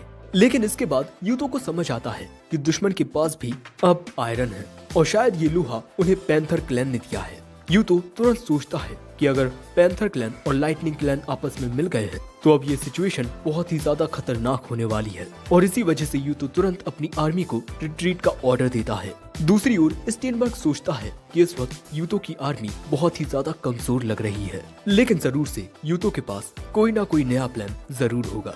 इसके बाद यूतो अपने सोल्जर्स से मिलता है और उन्हें वार्न करता है कि अब कियाकू फॉर्मेशन डिप्लॉय करने का वक्त आ गया है। इसके बाद हाल्फी की यूनिट पर दोनों ओर से हमला होता है, साथ ही पीछे से भी, और यही होती है कियाकू फॉर्मेशन। कियाकू फॉर्मेशन में फोर्सेस 2 लाइन में डिप्लॉय हो जाती हैं और दुश्मन को अपनी ओर खींचकर फिर उसे क्रश कर देती हैं। साधारण शब्दों में समझने वाली बात ये होती है कि शिकार को ललचाकर शेर की गुफा में लाया जाता है। वहीं स्टेनबर्ग अपनी ट्रूप्स के साथ भाग जाने का डिसाइड करता है, लेकिन इसके बाद जब वो आगे बढ़ता है तब वो फिर से सिग्रन से टकरा जाता है और फिर इन दोनों के बीच लड़ाई शुरू हो जाती है। दूसरी ओर क्रिस्टीना यूतो को वार्न करती है कि साउथ की ओर से एक और आर्मी घोड़े पर सवार आ रही है और उनकी संख्या 10,000 से ज्यादा है। और फिर अच्छे से देखने पर पता चलता है कि ये आर्मी लॉफ्ट की है, जो यूतो की आर्मी पर हमला करने के लिए सही वक्त का इंतजार कर रहा था। दूसरी ओर सिग्रुन के साथ लड़ने के लिए वहाँ स्कैबियर भी आ जाता है, लेकिन इस बार स्टेनबर्ग ये जानता था कि स्कैबियर अटैक्स को डिफ्लेक्ट कर सकता है, इसीलिए वो स्कैबियर को पकड़ लेता है और फिर उसकी स्पीयर ले लेता है और इसके बाद वो अपने एक पावरफुल अटैक से सिग्रुन के स्पीयर को तोड़ देता है। और इसके बाद जब वो सिग्रुन को मारने की कोशिश करता है तब स्कैबियर सिग्रुन को बचाने के लिए बीच में आ जाता है, मगर स्कैबियर की तलवार यहाँ टूट जाती है और वो सीधा खाई में जाकर गिरता है। और अब स्टेनबर्ग सिग्रुन की ओर देखकर कहता है कि अब मरने की बारी तुम्हारी है। लेकिन इसके बाद सिग्रुन और स्टेनबर्ग के बीच फिर से लड़ाई शुरू हो जाती, लेकिन स्टेनबर्ग अभी भी सिग्रुन पर भारी पड़ रहा था। तभी वहाँ हाल्फी आकर बताता है कि पैंथर्स वुल्फ क्लैन पर अटैक करने वाले हैं। ये सुन स्टेनबर्ग सोचता है कि इस काम को जल्द से जल्द करना ही बेस्ट रहेगा, लेकिन सिग्रुन स्टेनबर्ग को इतनी आसानी से यहाँ से जाने देने वाली नहीं है। वो यहाँ पर अपनी पूरी ताकत लगा देती है। दूसरी ओर यूतो के जो जनरल्स होते हैं जैसे फेलिसिया और बाकी की वो ट्विन सिस्टर्स, वो रिकमेंड करती हैं कि अब उन्हें रिट्रीट कर लेना चाहिए क्योंकि दुश्मन के पास सोल्जर्स की संख्या 10,000 से ज्यादा है और इस वक्त उनके लिए सिचुएशन बहुत ही ज्यादा बुरी है। यूतो कहता है कि अगर वो लोग वहाँ से भाग जाते हैं तो दुश्मन उनका पीछा करेगा, जिससे उनकी लैंड्स को नुकसान पहुँचेगा, उनके बहुत से लोग मारे जाएंगे, साथ ही दुश्मन बच्चों और औरतों को अपना गुलाम बना लेंगे। दोस्तों, यूतो के लिए वुल्फ क्लैन उसका परिवार है, लेकिन कई बार उन्हें क्रूअल और लॉजिकल सोचना पड़ता है और तभी यूतो के दिमाग में एक आइडिया आता है और वो सोचने लगता है कि अगर उसके पास स्टेनबर्ग की तरह ताकतें होती तो कितना बढ़िया होता। दोस्तों, असल में यूतो का प्लान होता है कि वो एकदम फ्रंट में जाएगा। असल में लाइटनिंग आर्मी की मोटिवेशन स्टेनबर्ग की वजह से है और अब यूतो को भी यही तरीका अपनाना होगा। और इसके बाद यूतो अपनी प्रेजेंस से अपने सोल्जर्स का मोटिवेशन बूस्ट करने की कोशिश करता है और इससे फायदा ये होता है कि पहले जो लाइटनिंग सोल्जर्स वुल्फ क्लैन के सोल्जर्स पर भारी पड़ रहे थे, तो अब वुल्फ क्लैन के सोल्जर्स उन्हें मुंह तोड़ जवाब दे रहे हैं। दूसरी ओर वक्त आ जाता है जब लॉफ्ट अपने सोल्जर्स को बताता है कि वुल्फ क्लैन का लीडर वहाँ है और जो भी उसे कैप्चर करेगा उसे मैं एक बड़ा इनाम दूंगा। तभी एक आर्चर यूतो पर तीर से हमला करता है, लेकिन यूतो इससे घबराता नहीं। उसके बिल्कुल पास से वो एरो गुजरने के बावजूद भी यूतो अपने सोल्जर्स से बात करना जारी रखता है और उन्हें अपने आप पर यकीन करने को कहता है। वहीं दुश्मन के सोल्जर्स को अब गुस्सा आने लगता है, क्योंकि यूतो की वजह से वो कमजोर सोल्जर्स जो हार मानने वाले थे, अब उनमें एक नई जान आ गई थी। वुल्फ क्लैन के वो सोल्जर्स ये सोचते हुए लड़ रहे थे कि यूतो के आने के बाद से उनकी जिंदगी कितनी बेहतर हो गई है। उनके बच्चे स्कूल जाकर पढ़ पा रहे हैं और इन्हीं अच्छी बातों के बारे में सोचकर उन्हें दुश्मन से लड़ने की ताकत मिल रही थी। दूसरी ओर सिग्रुन और स्टेनबर्ग के बीच की लड़ाई अभी भी जारी होती है, लेकिन यहाँ पर सिग्रुन बहुत ही बुरे तरीके से हार रही थी। लेकिन तभी वो वुल्फ क्लैन के सोल्जर्स के चीखने की आवाज सुनती है, जो यूतो के मोटिवेशन के बाद अपने दुश्मन को मुंह तोड़ जवाब दे रहे हैं। और इसके बाद जब सिग्रुन यूतो को फ्रंट लाइन पर देखती है, तब वो भी अब अपने सीक्रेट कार्ड का यूज करती है और अब अपने कटाना का यूज करने लगती है, जिसे देखकर स्टेनबर्ग भी लड़ने के लिए तैयार हो जाता है। स्टेनबर्ग के ओवरवेलमिंग एडवांटेज के साथ वो सिग्रुन पर हमला करता है और उसे डिसआर्म कर देता है। सिग्रुन की कटाना हवा में उड़ जाती है, लेकिन इसके बावजूद भी वो खुद पर से भरोसा नहीं खोती और फिर वो अपने कटाना से स्टेनबर्ग पर एक जोरदार हमला करती है, जिससे स्टेनबर्ग बहुत ज्यादा घायल हो जाता है। दूसरी ओर यूतो ये देखकर खुश होता है कि उसके सोल्जर्स अब जीत रहे हैं। यूतो ने आज से पहले कभी भी अपने सोल्जर्स का मोटिवेशन इस तरह से फ्रंट लाइन पर आकर नहीं बढ़ाया था। दोस्तों, यूतो का प्लान सिंपल था, दुश्मन की सप्लाईज और उनके स्केप रूट को डिवाइड कर देना। और इसके बाद स्टेनबर्ग अपनी हार मान लेता है और फिर वो अपने सोल्जर्स को पीछे हटने का आदेश दे देता है। और इसी मौके का फायदा उठाकर सिग्रुन जाकर स्कैबियर को रेस्क्यू कर लेती है। सबसे पहले वो ये कंफर्म करती है कि स्कैबियर अभी जिंदा तो है ना। वहीं दूसरी ओर लॉफ्ट सोचता है कि वो इस बार भी यूतो को नहीं हरा पाया, मगर इसके बावजूद भी वो हार नहीं मानता। वो सीजन से कहता है कि वो उसके लिए एक रास्ता बनाए ताकि वो यूतो तक पहुंच सके। और इसके बाद हम देखते हैं कि सीजन के मैजिक की वजह से सोल्जर्स लॉफ्ट को पूरी तरह से इग्नोर कर रहे थे और इसी तरह लॉफ्ट यूतो के पास पहुंच जाता है। और इसके बाद वो यूतो पर हमला करने ही वाला था कि तभी फेलिसिया उनके बीच में आ जाती है, जो देखकर लॉफ्ट उसे साइड में धक्का दे देता है। मगर हम देखते हैं कि यूतो सरप्राइजिंगली लॉफ्ट के अटैक को ब्लॉक कर लेता है। ये इसीलिए पॉसिबल हो पाया क्योंकि यूतो ने पूरे टाइम खुद को ट्रेन किया था। हाँ, लेकिन यूतो अभी भी अनआर्म्ड होता है, लेकिन फिर वो तेजी से प्रतिक्रिया देकर वो लॉफ्ट के अगले हमले को डॉच कर लेता है और फिर वो उसे जमीन पर गिरा देता है। और इसके बाद हम देखते हैं कि लॉफ्ट का सिर पत्थर से टकरा जाता है, जिससे वो बेहोश हो जाता है। लेकिन इसके कुछ देर बाद हम देखते हैं कि सीजन के मैजिक की वजह से यूतो का शरीर अब गायब होने लगता है। ये देखते ही फेलिसिया तुरंत समझ जाती है कि ये वही स्पेल है जो सीजन यूज कर सकती है, जिससे यूतो अपनी असली दुनिया में वापस चला जाएगा। लेकिन तभी यूतो जल्दी से फेलिसिया को अपना फोन दे देता है, लेकिन फेलिसिया को यूतो को गुड बाय कहने तक का वक्त नहीं मिलता क्योंकि वो इतनी तेजी से गायब हुआ था। और इसी डिस्ट्रैक्शन का फायदा उठाकर पैंथर सोल्जर्स लॉफ्ट को वहां से उठाकर ले जाते हैं। वहीं दूसरी दुनिया में हम देखते हैं कि मित्सुकी स्कूल के बाद अब अपने घर आ रही होती है, लेकिन तभी वो अपने रूम की विंडो में एक रोशनी को देखती है। वो तेजी से अपने कमरे की ओर जाती है और ये देखकर वो काफी हैरान रह जाती है कि यूतो अब उसकी दुनिया में वापस आ चुका है। और इसके बाद ये दोनों एक दूसरे को हैप्पीली हग करते हैं। और इसके बाद यूतो मित्सुकी का सेल फोन मांगता है ताकि वो अपने फोन पर दूसरी दुनिया में फेलिसिया को कॉल कर सके, पर वो उस पे कॉल नहीं कर पाता। इसके बाद यूतो मित्सुकी को बताता है कि दूसरी दुनिया में इस वक्त कुछ हो रहा है, लेकिन कम से कम इस बात का शुक्र है कि उन्होंने लाइटनिंग क्लैन को तो हरा दिया है। और यहाँ मित्सुकी ये नोटिस करती है कि यूतो काफी मैच्योर लग रहा है, मगर इसके बाद भी ये मित्सुकी का वही पुराना यूतो होता है। मित्सुकी खुश होती है कि क्योंकि यूतो अब अपनी दुनिया में वापस लौट आया है और अब वो उसे फिर से छू सकती है। वहीं दूसरी दुनिया में सीजन लॉफ्ट को ये बताती है कि अब यूतो अपनी दुनिया में वापस चला गया है, लेकिन ये बात लॉफ्ट को जरा भी रास नहीं आती क्योंकि वो तो यूतो को अपने हाथों से खत्म करना चाहता था। लेकिन इसके बाद वो इस बात को भूल जाता है और फिर आगे अपना प्लान कंटिन्यू करता है कि अब वो वुल्फ क्लैन को अपने कब्जे में कर लेगा।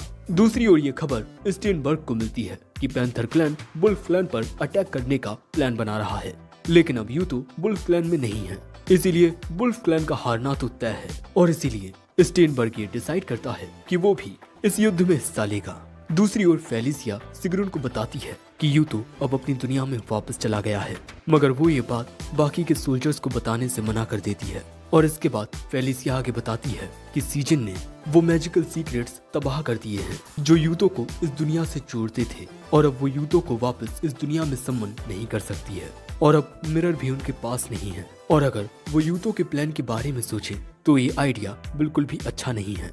लेकिन तभी एल्बर्टीना अचानक आती है और बताती है कि पैंथर क्लैन और लाइटनिंग क्लैन एक साथ इन पर हमला करने का प्लान बना रहे हैं। दूसरी दुनिया में यूतो मित्सुकी के साथ घूम रहा होता है। मित्सुकी यहाँ ये नोटिस करती है कि यूतो पहले से ज्यादा लंबा हो गया है, और इसीलिए अब उसको यूतो के लिए बहुत सारी चीजें खरीदनी होगी।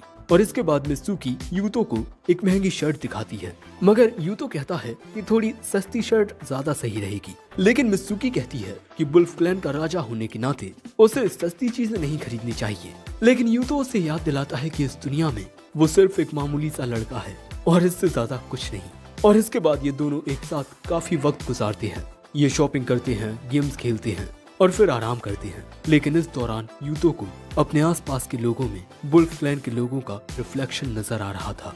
इसके बाद यूतो मित्सुकी से कहता है कि वो उसके लिए कुछ खरीदना चाहता है, और हो सकता है कि वो चीज काफी महंगी भी हो। मित्सुकी इस बात को लेकर परेशान होती है कि क्या यूतो के पास इतने ज्यादा पैसे होंगे, मगर यूतो ये जिद करता है कि वो उसे वो चीज खरीद कर देगा, क्योंकि पिछले 3 सालों में यूतो ने मित्सुकी को बहुत परेशान किया है और अब वो उसका शुक्रिया अदा करना चाहता है। लेकिन मित्सुकी तो बस इतना चाहती थी कि यूतो उसके लिए बस एक अच्छी सी चीज चुने।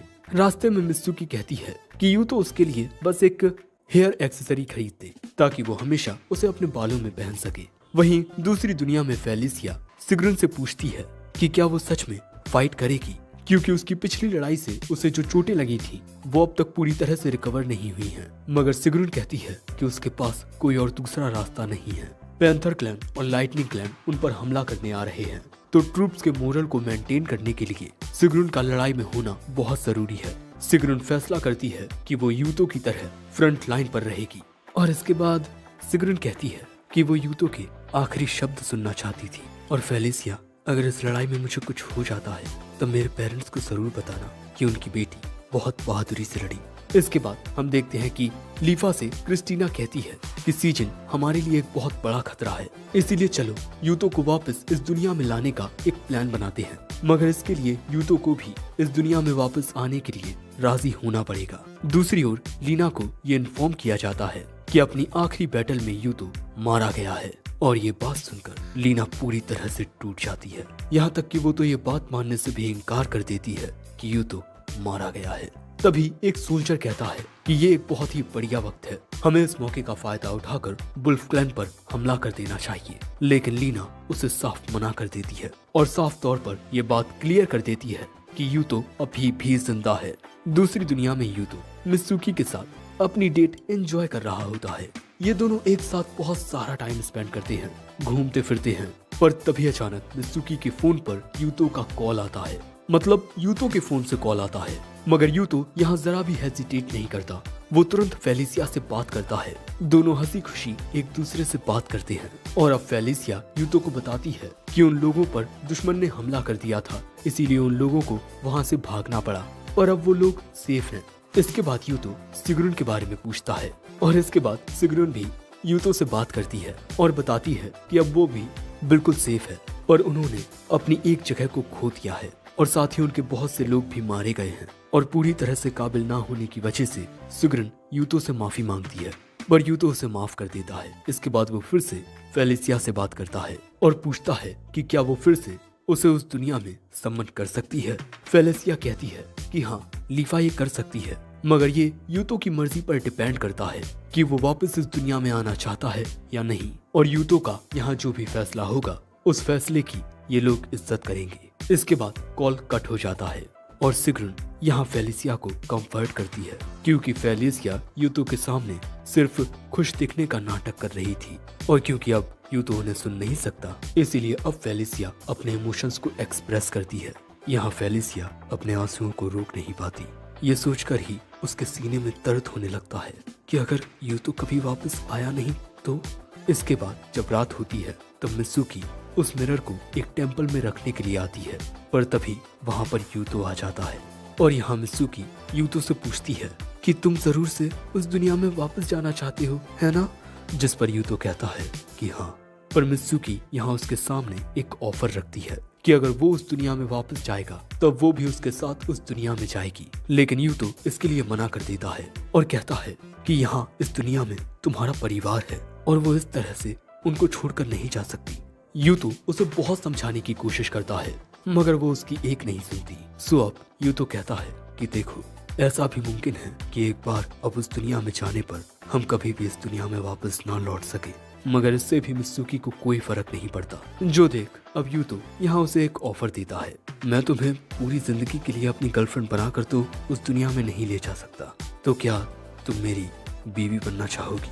और इसके लिए मित्सुकी खुशी खुशी राजी हो जाती है और इसके बाद ये दोनों एक दूसरे को बहुत ही रोमांटिक तरीके से किस करती हैं। और इसके बाद अगले सीन में हम देखते हैं कि यूतो याग्द्रासिल में वापस आ चुका है वुल्फ क्लैन का पैट्रियार्च बनकर।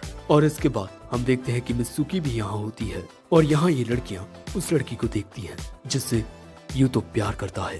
और इसके बाद ये सभी लोग देखते हैं कि यूतो अपनी प्रजा में वापस आकर कितना खुश होता है और पूरे राज्य में इस वक्त एक जश्न का माहौल था। और यहीं पर इस कहानी का अंत होता है। वीडियो पसंद आया हो तो लाइक, हाइप और सब्सक्राइब जरूर कर देना। मैं मिलता हूँ जल्द ही एक नए वीडियो में, तब तक के लिए सायोनारा।